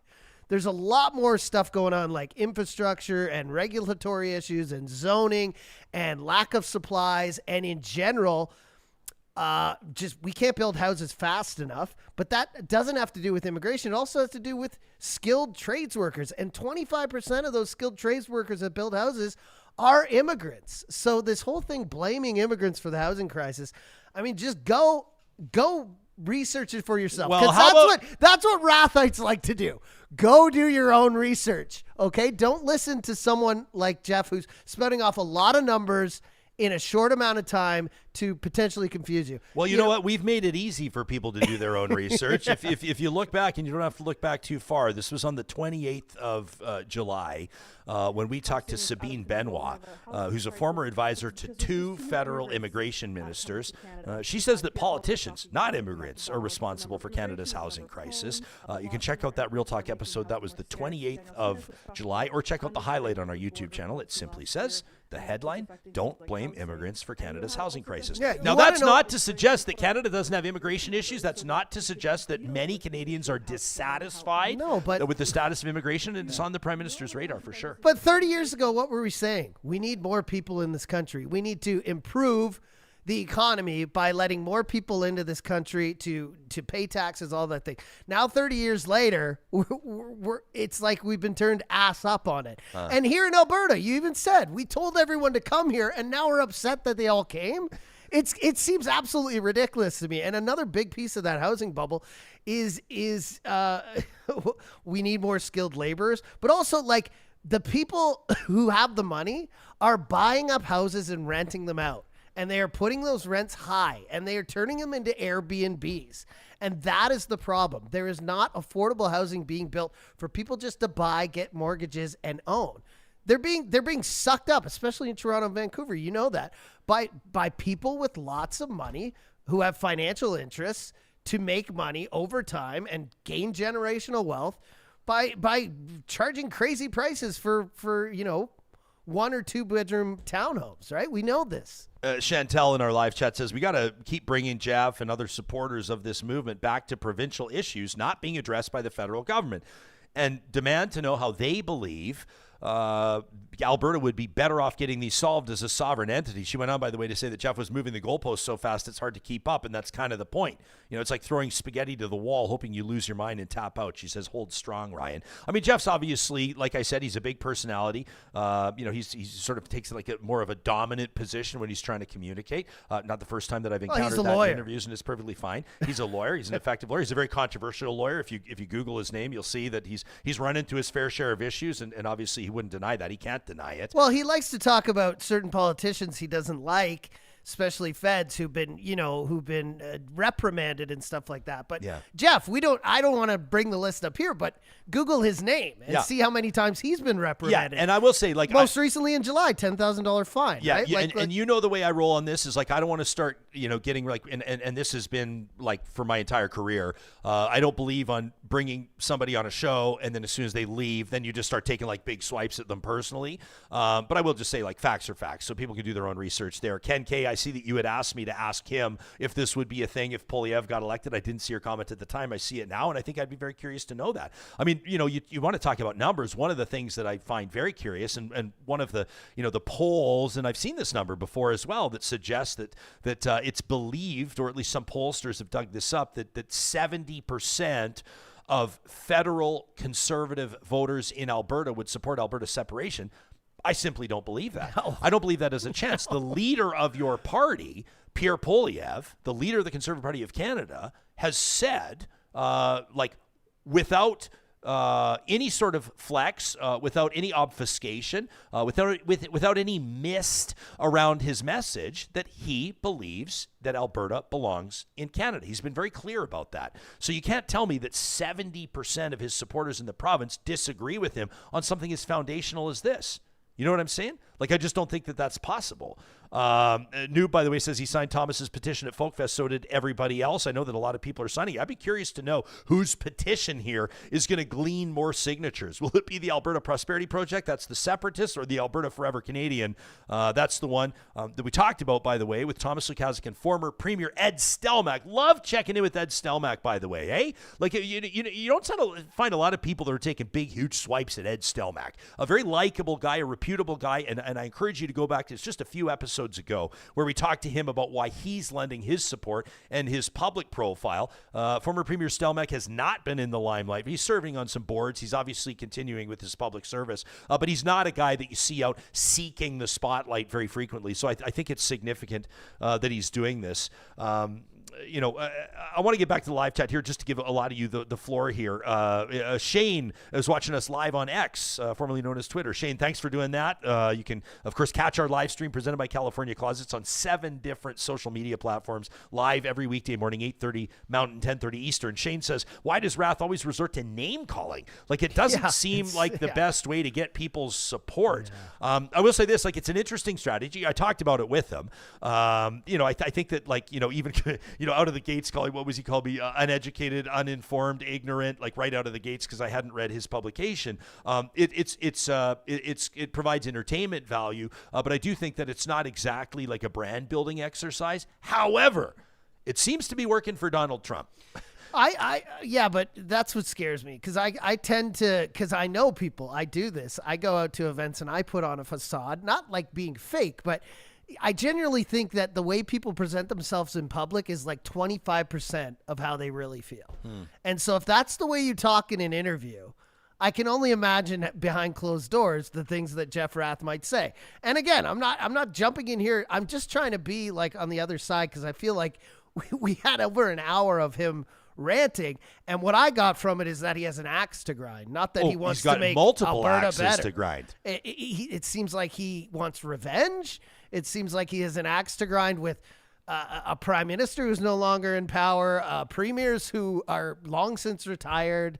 And for me, I want someone like, again, this is an unelected person who is the face, he says, or he says he's not the face of a movement, but he clearly is. When you're the only person from an Alberta separation forefront of a movement who has claimed to gone and spoken to representatives of the president in the United States administration, but then you won't give the names of who's like this. These are a lot of things to say for someone who says they're not the face of something. Well, and for yeah, me, and I it comes off someone who's a bit jaded, a bit angry, and is name calling and has no one on his side and doesn't want them there. Doesn't want if Poilievre is elected prime minister, doesn't want his support. Doesn't believe he'll do anything. Doesn't believe the premier is going to do anything. Doesn't believe the majority of conservatives in the conservative parties in Canada and the province he's trying to make to separate from Canada have the same opinion of him or of we, as he kept saying. Yeah. But we is a lot. Like, come on, like. I wasn't born in Alberta, but I know one thing. 80% of the population almost is in the Edmonton-Calgary corridor. They're in urban areas. Yeah. So this, to me, seems like a rural kind of movement. Well, and for him, I mean, come on, Ryan. I know the province votes conservative. I know that's how it happens. But this is a whole other level. This is a whole other thing, right? So for me, I'm with you. Let's have the referendum tomorrow. I'm with Max Fawcett. Let's have it next week, and let's see what the numbers are. Well, let's put it on the ballot October 20th for Alberta's municipal election. Sure. Right? It's going to cost you tens of millions less to put it on the ballot. It would probably drive voter turnout. I have to one imagine, or two. right? Adam C. in our chat. Nice to see you in there, Adam. Says he attended, well, I'll read it in his voice. He says, I attended the Alberta Next panel. These are the Premier's panels, right? That she's talking about. I mean, you can Google that if you want to learn more about it. Adam attended in Edmonton and says every speaker, except for two, said that they were loyal to Canada. Two speakers said that they wanted to leave Canada. The rest wanted to fix it. White Dream says, we never threw Jason Kenney out of office. By the way, the province voted on it. Team Act D wondered, is the Jeff Rath airing of grievances hour up already? Guys, I got to say, we do talk shows every single weekday. Sometimes it's important just to sink your teeth into an issue in fulsome fashion and make sure you talk about all of the angles that you can think of at the time. Super Chat Ken says, Jason Kenney would have never wanted to put in a vaccine passport system. Full hospitals and a healthcare system in crisis forced his hand. Jay says this interview wasn't uncomfortable. It was ridiculous. David T says, good thing Jespo is part owner of a cannabis company, so as to read that document sober would be torture. Oh, man. David T, we're legally not allowed to advertise, but I would say if you're looking for Canada's best cannabis, I recommend you smoke Joy Botanicals. I'm just going to say it. I thought of crushing half a Xanax before this interview. I just needed to be and I'm glad you did it. I'm glad I didn't as well, but I'm exhausted after it. Les says he's going to be putting a Canadian flag up on his home next month. Hey, listen, I fly an Alberta flag and I fly a Canadian flag in the cabin, we call it, which is my garage turned bar. And the fact that I see Alberta as a significant and important part of Canada does not in any way diminish my love for Alberta. Les went on to say the entire episode coming up this Friday needs to be the flamethrower. I am happy to let you know this Friday on Real Talk will mark the return of the group chat roundtable. You know them, you love them, and I have a feeling they'll have a lot to say about this one. Jill says the big difference between Alberta and Britain talking about Brexit is that the Brits without European ancestry couldn't leave. Every Albertan who can would just leave. She says, even me. She says, this is the one thing I would displace my autistic kids over. That from Jillian. That's another factor that needs to be discussed, is how many people would stick around, right? How many people, and what would that do? I mean, there are a million angles to explore on this discussion, on this debate. One of them is what would happen to the real estate market. You can't tell me that real estate would increase in value if this were to happen. I don't think so at all. White Trim says it was good to see the medical community pushing for the mandate that all medical facilities in Canada require people to wear N95s when inside of them. A lot of you were talking about, I'll give Matthew the shout out here, says he recommends looking up Understanding Treaty 6, which is written by Sharon Venn, Venne, says she spoke to one of my university classes. We also read it. It was very eye-opening and impactful in understanding the treaties. I saw Elder Taz in the chat suggesting that trying to pull off what Mr. Rath is discussing with Indigenous communities could lead to a class action lawsuit. Steven, nice to see you in our chat. Steven Fetter says, I don't think it's got enough legs to matter at the end of the day. If somebody thinks this way and likes the U.S. better, that's fine. It doesn't bother me. He says, but in my opinion, this isn't even close to passing, so don't give it life. I mean, that's another thing that we got to explore is like, let's say, and I don't think it's going to happen, but again, I've been wrong. I've been wrong many times in my life. I don't think this is going to happen. But then you got to discuss what happens if Alberta were to leave. It's not a foregone conclusion that it would be a sovereign nation. Jeff kind of clarified where he stands on that. But the idea of Alberta as a 51st state, of course, the United States is interested in Alberta, but what is Alberta getting out of it? How is Alberta as a sovereign state not going to be taken advantage of by a global superpower that right now is in trouble when it comes to energy security, when it comes to fresh water, when it comes, right? I mean, these are all things that need to be discussed. It's all fun and games until the states owns all of our natural resources in the province, pretty much, because they're invested in it and therefore, they'll own it. And just 20% of your income back in your pocket the day we separate was just the biggest thing where it's I was a bold like, this claim. Number is way out there. Because, well, especially if you look at all of the we'll call them crown corporations, agencies, boards, commissions that you would have to establish, right? Like you can't tell me that Alberta as a sovereign nation would not be incurring billions, if not trillions of dollars in costs and obligations. This to me, it just seems like a fight Jeff wants to continue, on for the rest of his life, because I don't see if Alberta, you kept asking him, what would you do the day after Alberta separates? What would we do? What would we do? I don't think he'd ever be satisfied, even if Alberta did separate. I think there'd be another thing to rant on and on about. Dan says he's looking for the court transcript to determine whether or not the judge actually used the phrase "nothing burger." I was a little. I don't know. I immediately Googled it. I found nothing. Okay, we were on the fly. I appreciate, by the way, this is a way to recognize you and everything you're doing behind the scenes. We sure appreciate you, Johnny. I would be blown away if the judge called it a nothing burger, but that's what Mr. Rath said. Some of you are suggesting that Mr. Lawyer was getting perilously close to slander territory today with some of his comments. Lauren says, I appreciate Jespo for hearing the APP's point of view. Vamp Fashion says, as with most issues, Canadians have been trained to be afraid of anything new and to run to government for protection. We can't even imagine what a different alternative may look like. And to a certain degree, I think that's a fair comment from Vamp. Dubious says Real Talk needs to host a chief who stands against separation and have them break down how those treaties won't ever allow for separation, because that's the reality of the situation here. Well, I think every chief we've had on has had that sentiment. We had Alan Adam on. Really He's been a wonderful friend of this show. And of course, this is something, listen, if this ramps up, if Johnny gets what he wants, if I get what I want, if many of you get what you want, if Mr. Rath gets what he wants. But I don't want and this anything. referendum is, no, you want the question on the ballot. You want the referendum question. If we get it, and if this is a thing, and if it's actually moving forward, then absolutely we'll be dedicating, obviously, a number of episodes to deeper dives on this from across the spectrum. I mean, I do want the question on the ballot, but I also don't want to give, this is a lot of smoke being blown. So, what happens next time we have another ballot? Are we going to put another ridiculous question on there?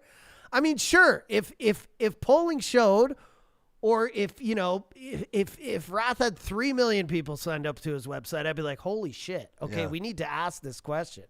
And I still am like that, just because, we both know, Ryan, that the majority of people in Alberta, the majority of people in Canada love Canada and love it as a sovereign, pieced together, albeit with its problems, nation of provinces. And I don't think anyone out there, I want to be careful how I say my words. The majority of experts, the majority of people who know that this is just a bunch of smoke being blown. So what's the question on the next ballot, Ryan? Should we ban EVs in the province forever, or it's just ridiculous question. I really do want to refer people to our episode yesterday. That was the 19th of August, right? I'm getting my dates right, Johnny. It was the 19th of August. We talked to Rahim Mohammed, National Post. He's I think he wouldn't mind me saying he's a conservative.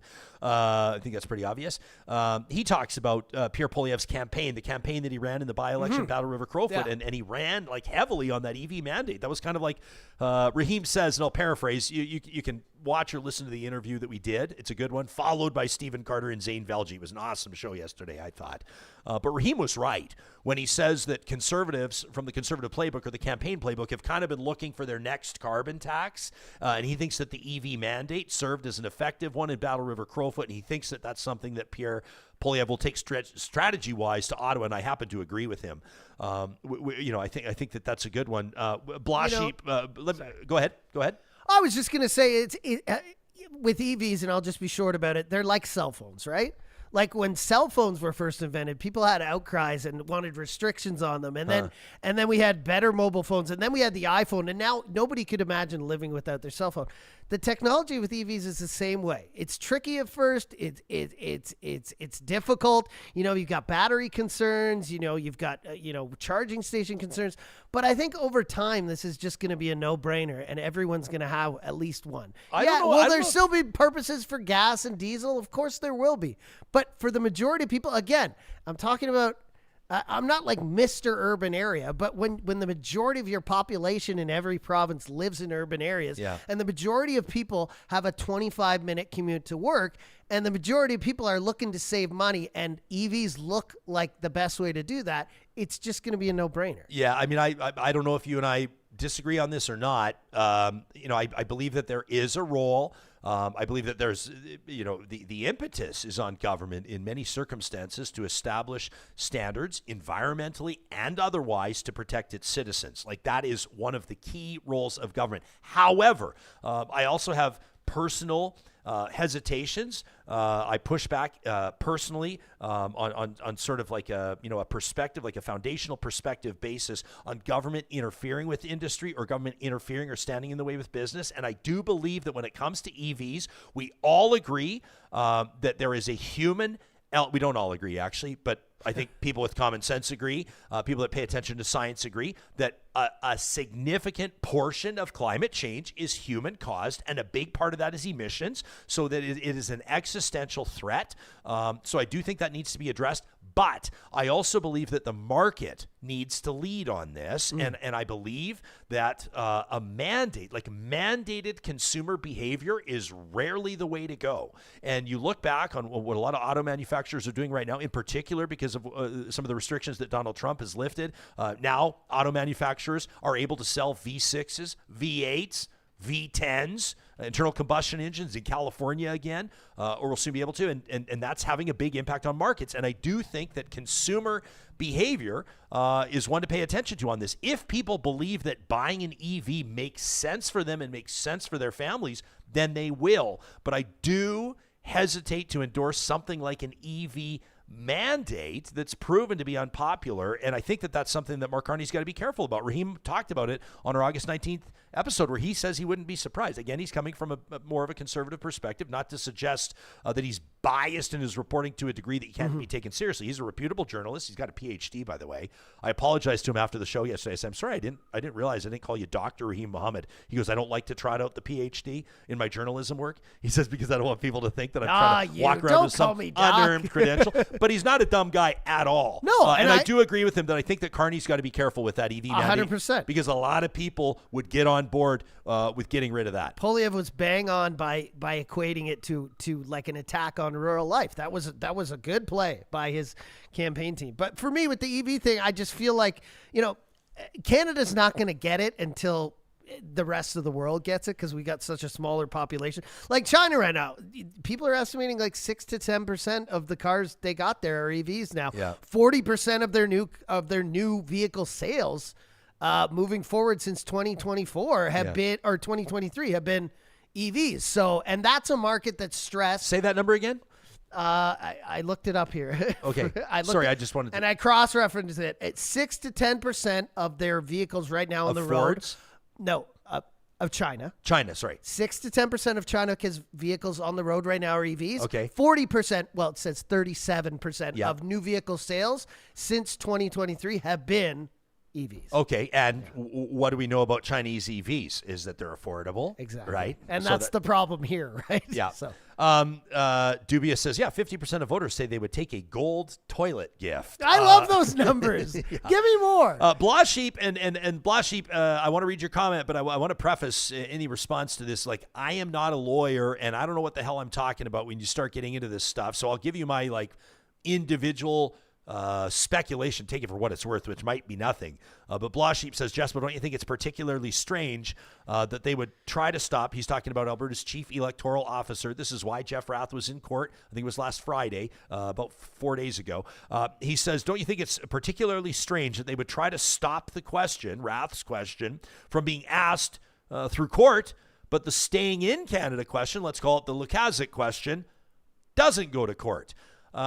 Here is my speculation as a citizen who has never attended law school for a single day.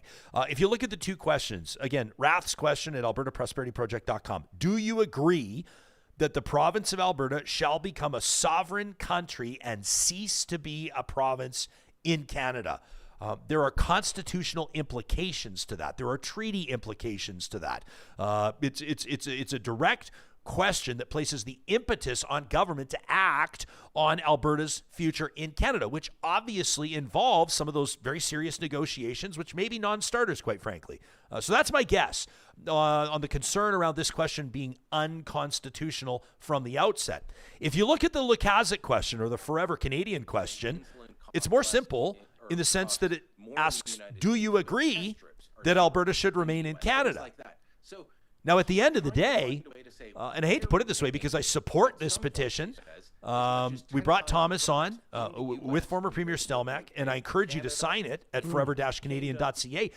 But it doesn't really put the impetus on the provincial government or anybody else to do anything. No. Right? Do you agree that Alberta should remain in Canada? Well, at the end of the day, if let's say 80% of people say yes, or if 50% plus one say yes, then what? Mm-hmm. And if it ends up that, let's say, 60% of respondents, let's say they cook the survey, let's say that they organize, the Separatists organize and really tweak this, they really influence the results of this thing, like they do on some of our unofficial, unscientific Twitter polls, then at the end of the day, if 70% of people disagree that Alberta should remain in Canada, there's no impetus to do anything. Mm-hmm. It doesn't force the government to put this on a referendum. It doesn't force the provincial government to start negotiating an exit with Ottawa. And I would suspect that maybe Blah Sheep, as a citizen, not a lawyer, I would suspect that maybe that's why the chief electoral officer has no issue with this, or at least hasn't raised an issue yet, is because really at the end of the day, it doesn't prompt anybody to do anything. Hey, Ryan, I asked the official, a shortened version of the official, the first statement you said. So do you agree that the province of Alberta shall become a sovereign country and cease to be a province in Canada? That was the long official version that was before the court, right? Uh-huh. I had to shorten it because we can only allow so many characters in our YouTube chat. But I said, poll just in our chat. Okay. Unofficial, unscientific. Yeah. Do you agree that Alberta should become a sovereign country and cease to be a province in Canada? So just a little different because I had to fit it in there. We're looking at 86% say no. 14% say yes. So 86% in our live chat today want to stay in Canada. More than 8 in 10 want Alberta to stay in Canada. Steven says people that come here got to wave the Canadian flag more. We need to be more prideful in waving that flag. He says, I'm talking about absolutely everybody. Ambustion says, look how it turned out in Ukraine when they let people question sovereignty. Interesting. By the way, some interesting negotiations happening right now with Russia and Ukraine and everything else. Ken, Super Chat Ken says, immigration is absolutely critical to Canada's future. Ken is bang on. He says, but you can have immigration higher than housing availability. That happened, and especially for international students and non-permanent residents. Like Ken's right. It can create a real issue. Cordetti Motorsports representing here this morning says the Alberta Prosperity folks, the APP, and their members are not bad people. Says they want a better future, I'm sure. But to me, it seems like a vehicle for anger rather than a well-oiled machine. I think that that's a very fair assessment of that. A lot of you are talking about the housing crisis. A lot of you talking about the jobs and unemployment, which obviously, we'll take under consideration for future editorial direction on the show. You can always send us an email, by the way, to talk@ryanjesperson.com, whether that's a flamethrower or whether that's just sort of more of a less fiery, less heated bit of feedback, more thoughtful, more pensive, more sober thought. We welcome that, and we'll make time in upcoming episodes as best we do. We want to read stuff from you guys, from Real Talkers, hand you the floor every single episode. And Bustion says, I don't think even 50% vote yes to leave should be able to force me to move away from my home and stop being Canadian. That's also the question. And Bustion raises a very clear point. What is a clear majority? What does a clear majority look like? If you're fighting for separation, you're going to go for the minimum bar. So well, you'll go when for Quebec did you'll it, go was it not 50? 50% plus one. Yeah. 50% plus one. I would suggest that most people in Alberta would probably look to see at least 66%. Well, how do you feel good about 51%? Yeah. And then, Wise Kyle says, I don't like to bash guests after they leave, and then continues to bash the guest he doesn't agree with. Number one, I'm not bashing him. Number two, it's my fucking show, Kyle. We haven't called any names. I'm not calling him names. I'm not insulting him. I'm saying if I disagree with him, and I think that some of his points are either undeveloped or not transparent or out to lunch, I'm going to tell you my truth. I'm just not going to sit here and read through stuff, dragging, some of his matters before the court, some of his professional sanctions without giving it. No, and it's fine. But I'm just saying, I'm not going to slander somebody or get close to slandering somebody without having them defend themselves. Kyle, doesn't mean I'm not going to share my opinion on what they said. We're allowed to reference those things. Of and course, also, obviously. Jeff talked for 95% of that interview. We're just following up. I feel very good about how that interview went, and we gave him a lot of leash. So there you go. Not that I had him on a leash. Ellen says, I can just imagine private health care, private education, and higher prices on absolutely everything as a separate country. I think Ellen has just thrown a bullseye. Ammo C9M says, 'tis the season of hate. Long gone are the drum circles and singing Kumbaya. Anubia says, fly both flags. We are Canadian and Albertan. Hell yeah. Dubious says, I understand wanting to have Jeff on. It's a good debate fodder. It's good for engagement. It's good to hear the other side out. He said, but once he started attacking Jespo, I'd have pulled the plug if it was my show. Let me tell you why I don't. Number one, because I think that Jeff's a character and he's a bit of a showman, and I think he's having fun. I can tell you that I've spoken with Jeff on the phone, off the record and off air, and he's actually a pretty decent guy to chat with. Obviously, we don't see eye to eye on a lot of this, but I think he was having fun with me. And also, I think sometimes, you want to give people a lot of rope. Let them say stuff like that. Guys, I've been insulted for like the better part of 20 years through the course of my career, right? At first, Johnny, they thought that I had no teeth, and they thought that I couldn't, interview anybody, worth my salt, because all I did was talk to comedians and chefs and ballet dancers as the host of Breakfast Television. Oh, can we do that for a week?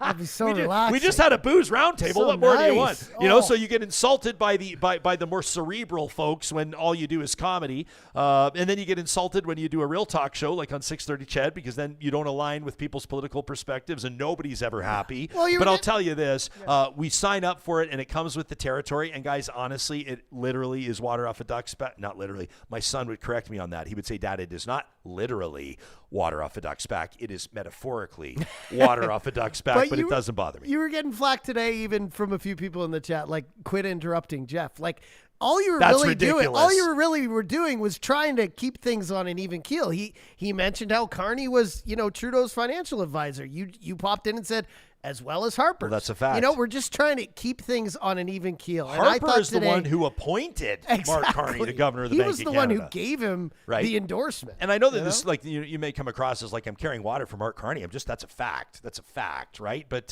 I also think, like, you guys, if you were listening to an interview for real, you don't want a talk show where the host, the minute that somebody throws a hand grenade at the host, that the interview's done. Like, that's overly sensitive and touchy, and that's not the type of show I want to have. But I would also say that, like, if you think like Jespo's interrupting, like, I could run a stopwatch and his answers to my questions were like 90. You don't need to say 90 seconds and 3 minutes. But I will just say this: if you think that the role of a talk show host, by the way, he's running his own business, is just to hand the mic over to people and then get the fuck out of the way, that's not how talk shows work. But also, Ryan, this is your fucking show. You can do whatever you want. But B, also, I like how, like, he was holding Lukaszik's feet to the fire about the question and his movement and blah, blah, blah. And everything he was saying could literally be posed towards him and the Alberta separation movement. I like how you kept bringing that up because you have to, right? Yeah, it's absolutely true. And obviously those two don't see eye to eye as well. I should say that, we tried to get them on the show together, Thomas and Jeff, and it was a non-starter. They said only in a Jello mud wrestling situation. Yeah. DT says, Jeff's not letting Ryan speak through the entire interview, and I'm kind of protective of Ryan. DT, I don't know if I know you personally or not, but I really appreciate that. Thanks very much. Justin says, I'm convinced that Jeff wants all of this for his own personal profit. He's just bad at it. Darren says there's always got to be a boogeyman for conservatives. If you can't hate somebody or blame them for your problems, then you have to take personal responsibility, which sucks. Kind of ironic as well, Darren, if you think about it. Aren't conservatives are supposed to be all about personal responsibility, right? I will say the idea that he agrees with the separation, and then if we had a referendum and it happened, that he wouldn't be involved in the politics or leadership of that in somehow fashion. Him saying, I have no aspiration to, I find that hard to believe. Yeah. People are calling to ban all EVs. By the way, ban EVs. Come on, guys. You can't mandate EVs in my mind, but I don't think you could ban them either, right? Some of you are saying that there's parallels between the way that Mr. Rath and President Trump communicate, maybe. Ambustion says, this interview was the most boomer thing I have seen since my dad bought a boat. What? I don't know.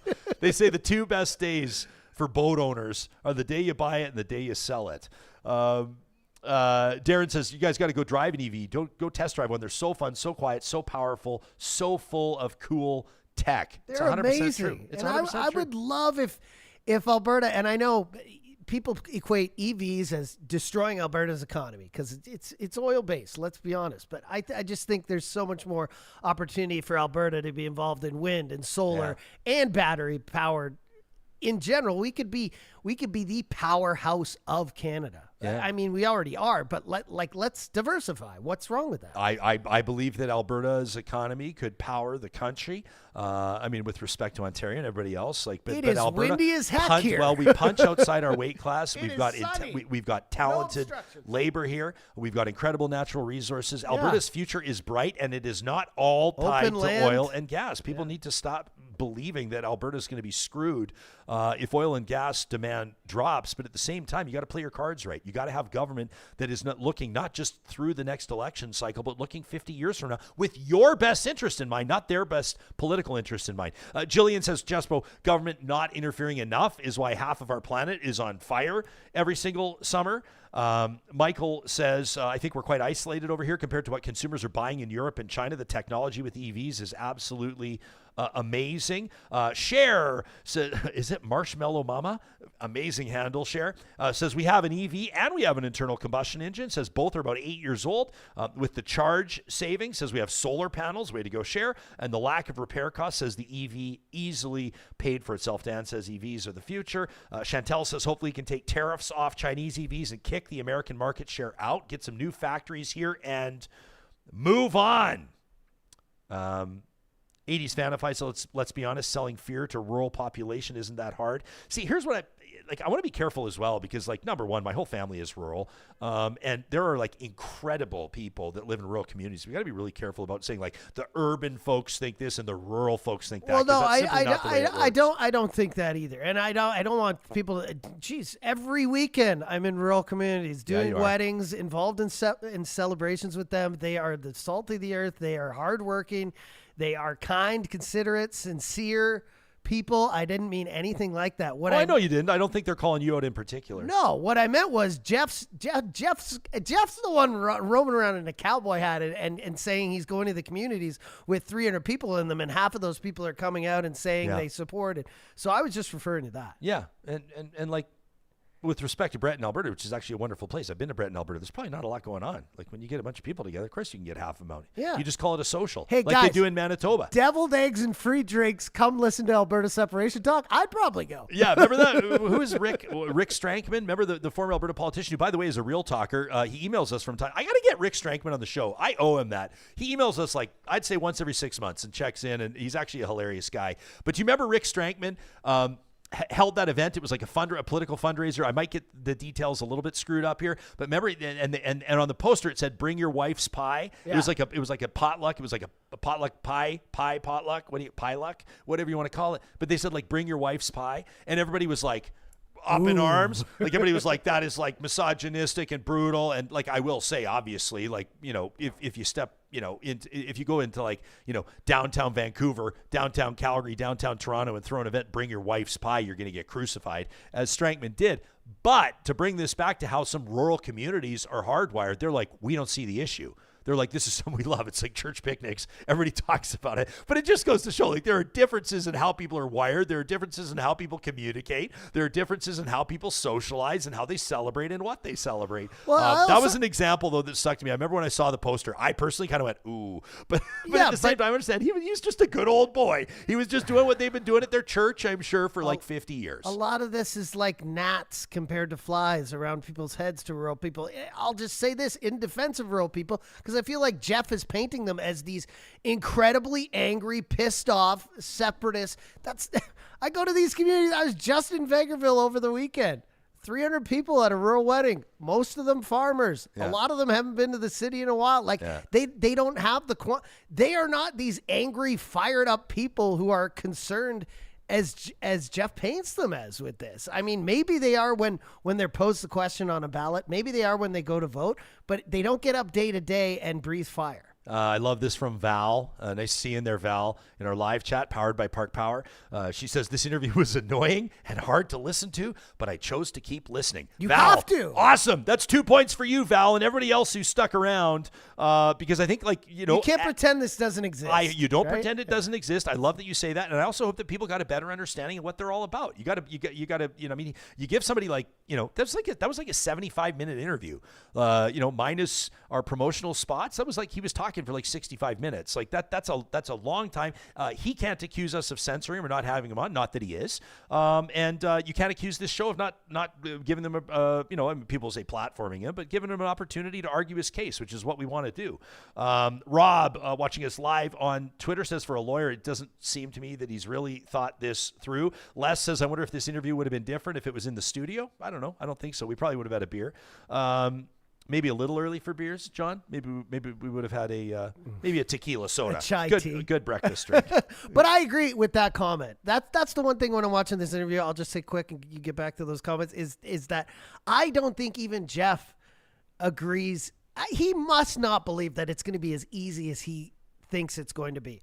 That the next day everyone is going to have 20% of their income back in their pocket, that the U.S. is all of a sudden going to open up the floodgates with no tariffs and free trade and all these things. He's a lawyer. He knows how hard this is, how long it takes. It doesn't happen overnight. Oh, and like you can quickly get a deal done with Donald Trump when like Canada, Britain, South Korea, Japan, China couldn't, but you guys are going to? And if this is all metaphor, like this is all just, we're just dreaming here. But if this happened during Trump's presidency, which he's not going to be president forever, I mean, he would put his stamp on it. He would say that he had a part of it, that this was part of, and he would want a piece of that. He would want a big piece of the pie from Alberta. Don't think that he wouldn't own us. I just don't know how any proud Albertan or how any proud Canadian is going to get cucked by Donald Trump in the way that he's been treating us and talking about us. The idea of becoming a 51st state under President Donald Trump is preposterous, in my opinion.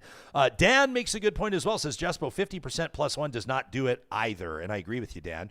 He says, in any secession vote, the government has to take into consideration those that did not vote as well. Well, how do you live in a community when, you know, after that, when it's 51-50? When you know at least half of the people you look at on the street are upset. Yeah, Randy says, Johnny, go get your EV and let's see how it works for your commute in the winter. I'll be watching with interest. But hang on a second. As soon as my gas-powered SUV dies. Well, yeah, but also, like, your commute is not 400 kilometers. No, it's 22. Yeah, listen, guys, I don't drive an EV. As a matter of fact, I just leased a pretty high-powered and fantastic, beautiful internal combustion engine. It's not technically a hybrid. I thought it is, but it's got battery support for the first 30 kilometers, and it charges the battery as it drives. So it's like battery supported. With the AMG lineup at Mercedes-Benz Edmonton West, you'll find that you can get battery power right off the line, so you can absolutely hammer down right up until the speed limit and no faster than that. But I will say this. It was on my mind. It occurred to me, do I want to get an EV? Do I not? I decided against it, so you know where I stand on it. However, I have a bunch of friends that have EVs, and they love them. The winter, I asked a buddy with an EV what happens. He says that his range goes from about 450 kilometers per charge to about 275. The horror. And so I think that you're going to be fine unless you're driving. No, but listen, we'll also make the very fair point that when you're going out and you're DJing these weddings that are, 200, 300 kilometers away, then that may be when it poses a problem, a logistic problem. To anyone looking to book me, I am no longer going 200, 300 kilometers away. I'm staying under 100 kilometers. But Vegreville's what, 93 kilometers away? Your prices up. Yeah, right? Vegreville's like an hour away. You will travel. It's just $5 a kilometer. But what I'm saying is I am trying to do my part for the environment now by using the vehicle I have until it does not physically, until the thing just won't start. And I put a little bit of money into it. I give it, consistent oil changes. I do all that. But when it dies, I will say this right now, definitively. My next vehicle, when this vehicle is dead and buried, is going to be an EV. And I agree with you that I will be fine. Driving 22 kilometers to and from work. Yeah. And is that how far it is? 22? 22 kilometers back and so 50 a day, give or take if I stop for an errand or whatever. But I will say that as soon as I say that I'm fine, there will be other people who chime in and say, well, that's because of this. But I would love to, and I know the way I know you're wired is you'll talk about the highs and the lows, the good and the bad. Of course I will. Curious to hear if there's a your shitty thing about it, you'll be the first to know. Gordon says, love the show. Keep up the great work. Gordon, you have put wind in our sails, and I appreciate it as well. Blasheep says, Ryan, did you see my email? I'm waiting for a response. I don't know, dude. I get 300 emails a day. I'm not dismissing you. I'm just saying I'm not sure. You can always resend it. Never take offense if you resend it to talk@ryanjesperson.com. Either myself or Katie will be sure to get to. We respond to as many emails as we can. A good email heading will get your email read. That's right. Tony says, holy crap, I need to get back to work. Stop with the interesting chatter. Tony, I'm realizing that Johnny and I are both probably getting parking tickets as we speak as well. This episode, 2+ hours. When's the last time we did this? You want a window into my life?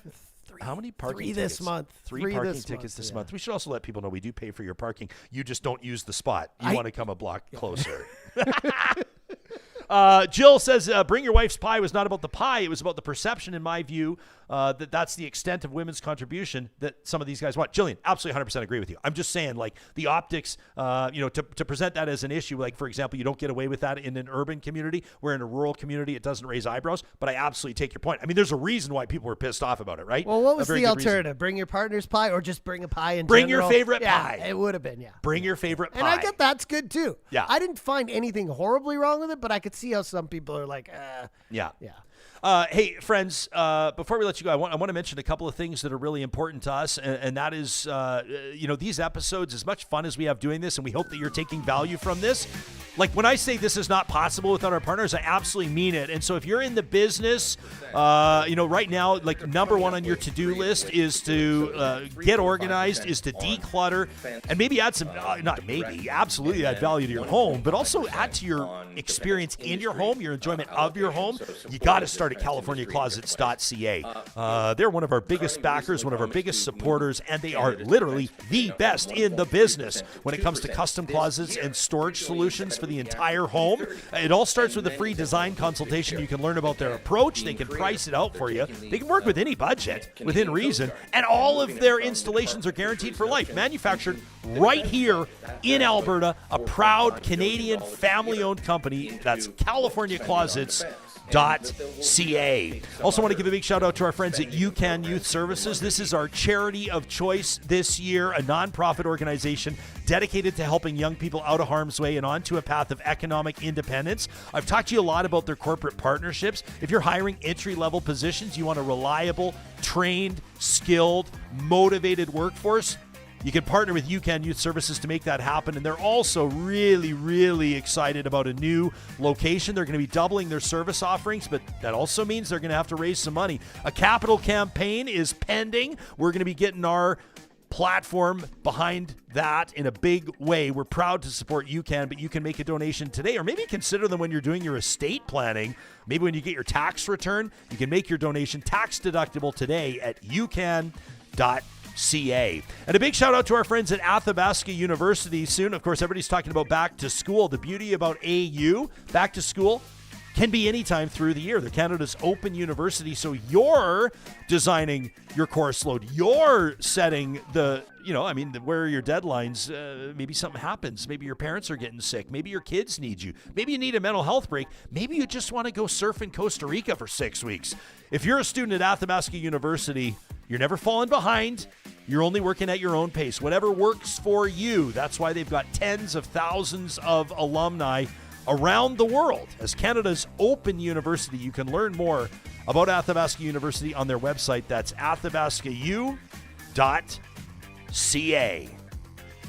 What a show here from our studio in the historic Mercer Warehouse in downtown Edmonton. I want to let you know that we've got another Real Talk exclusive that's coming up on our next episode as we wrap today. I'm not going to tell you who it's going to be with, because you know what? All these other greasy news organizations are going to try to scoop us and talk to this person before we get them. But there's a city councillor somewhere in Alberta that believes that they have a plan to save our municipalities. It's a compelling one. I'm going to ask them, why aren't you running for mayor then? They're not. But we'll sit down one-on-one, and then our group chat roundtable returning on Friday. Send us your flamethrowers to talk at ryanjesperson.com.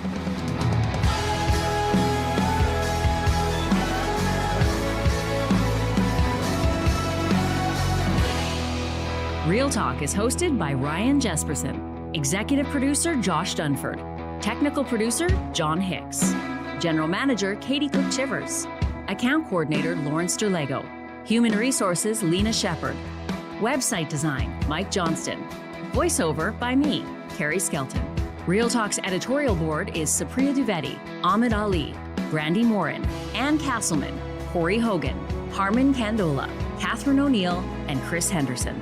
Member Emerita, Julie Rohr. Real Talk is recorded in Edmonton, Alberta on Treaty 6 territory, the traditional and ancestral territory of the Cree, Dene, Blackfoot, Saulteaux, and Nakota Sioux, home to the Métis settlements and the Métis Nation of Alberta. Real Talk is a relay project. For more, check out ryanjesperson.com.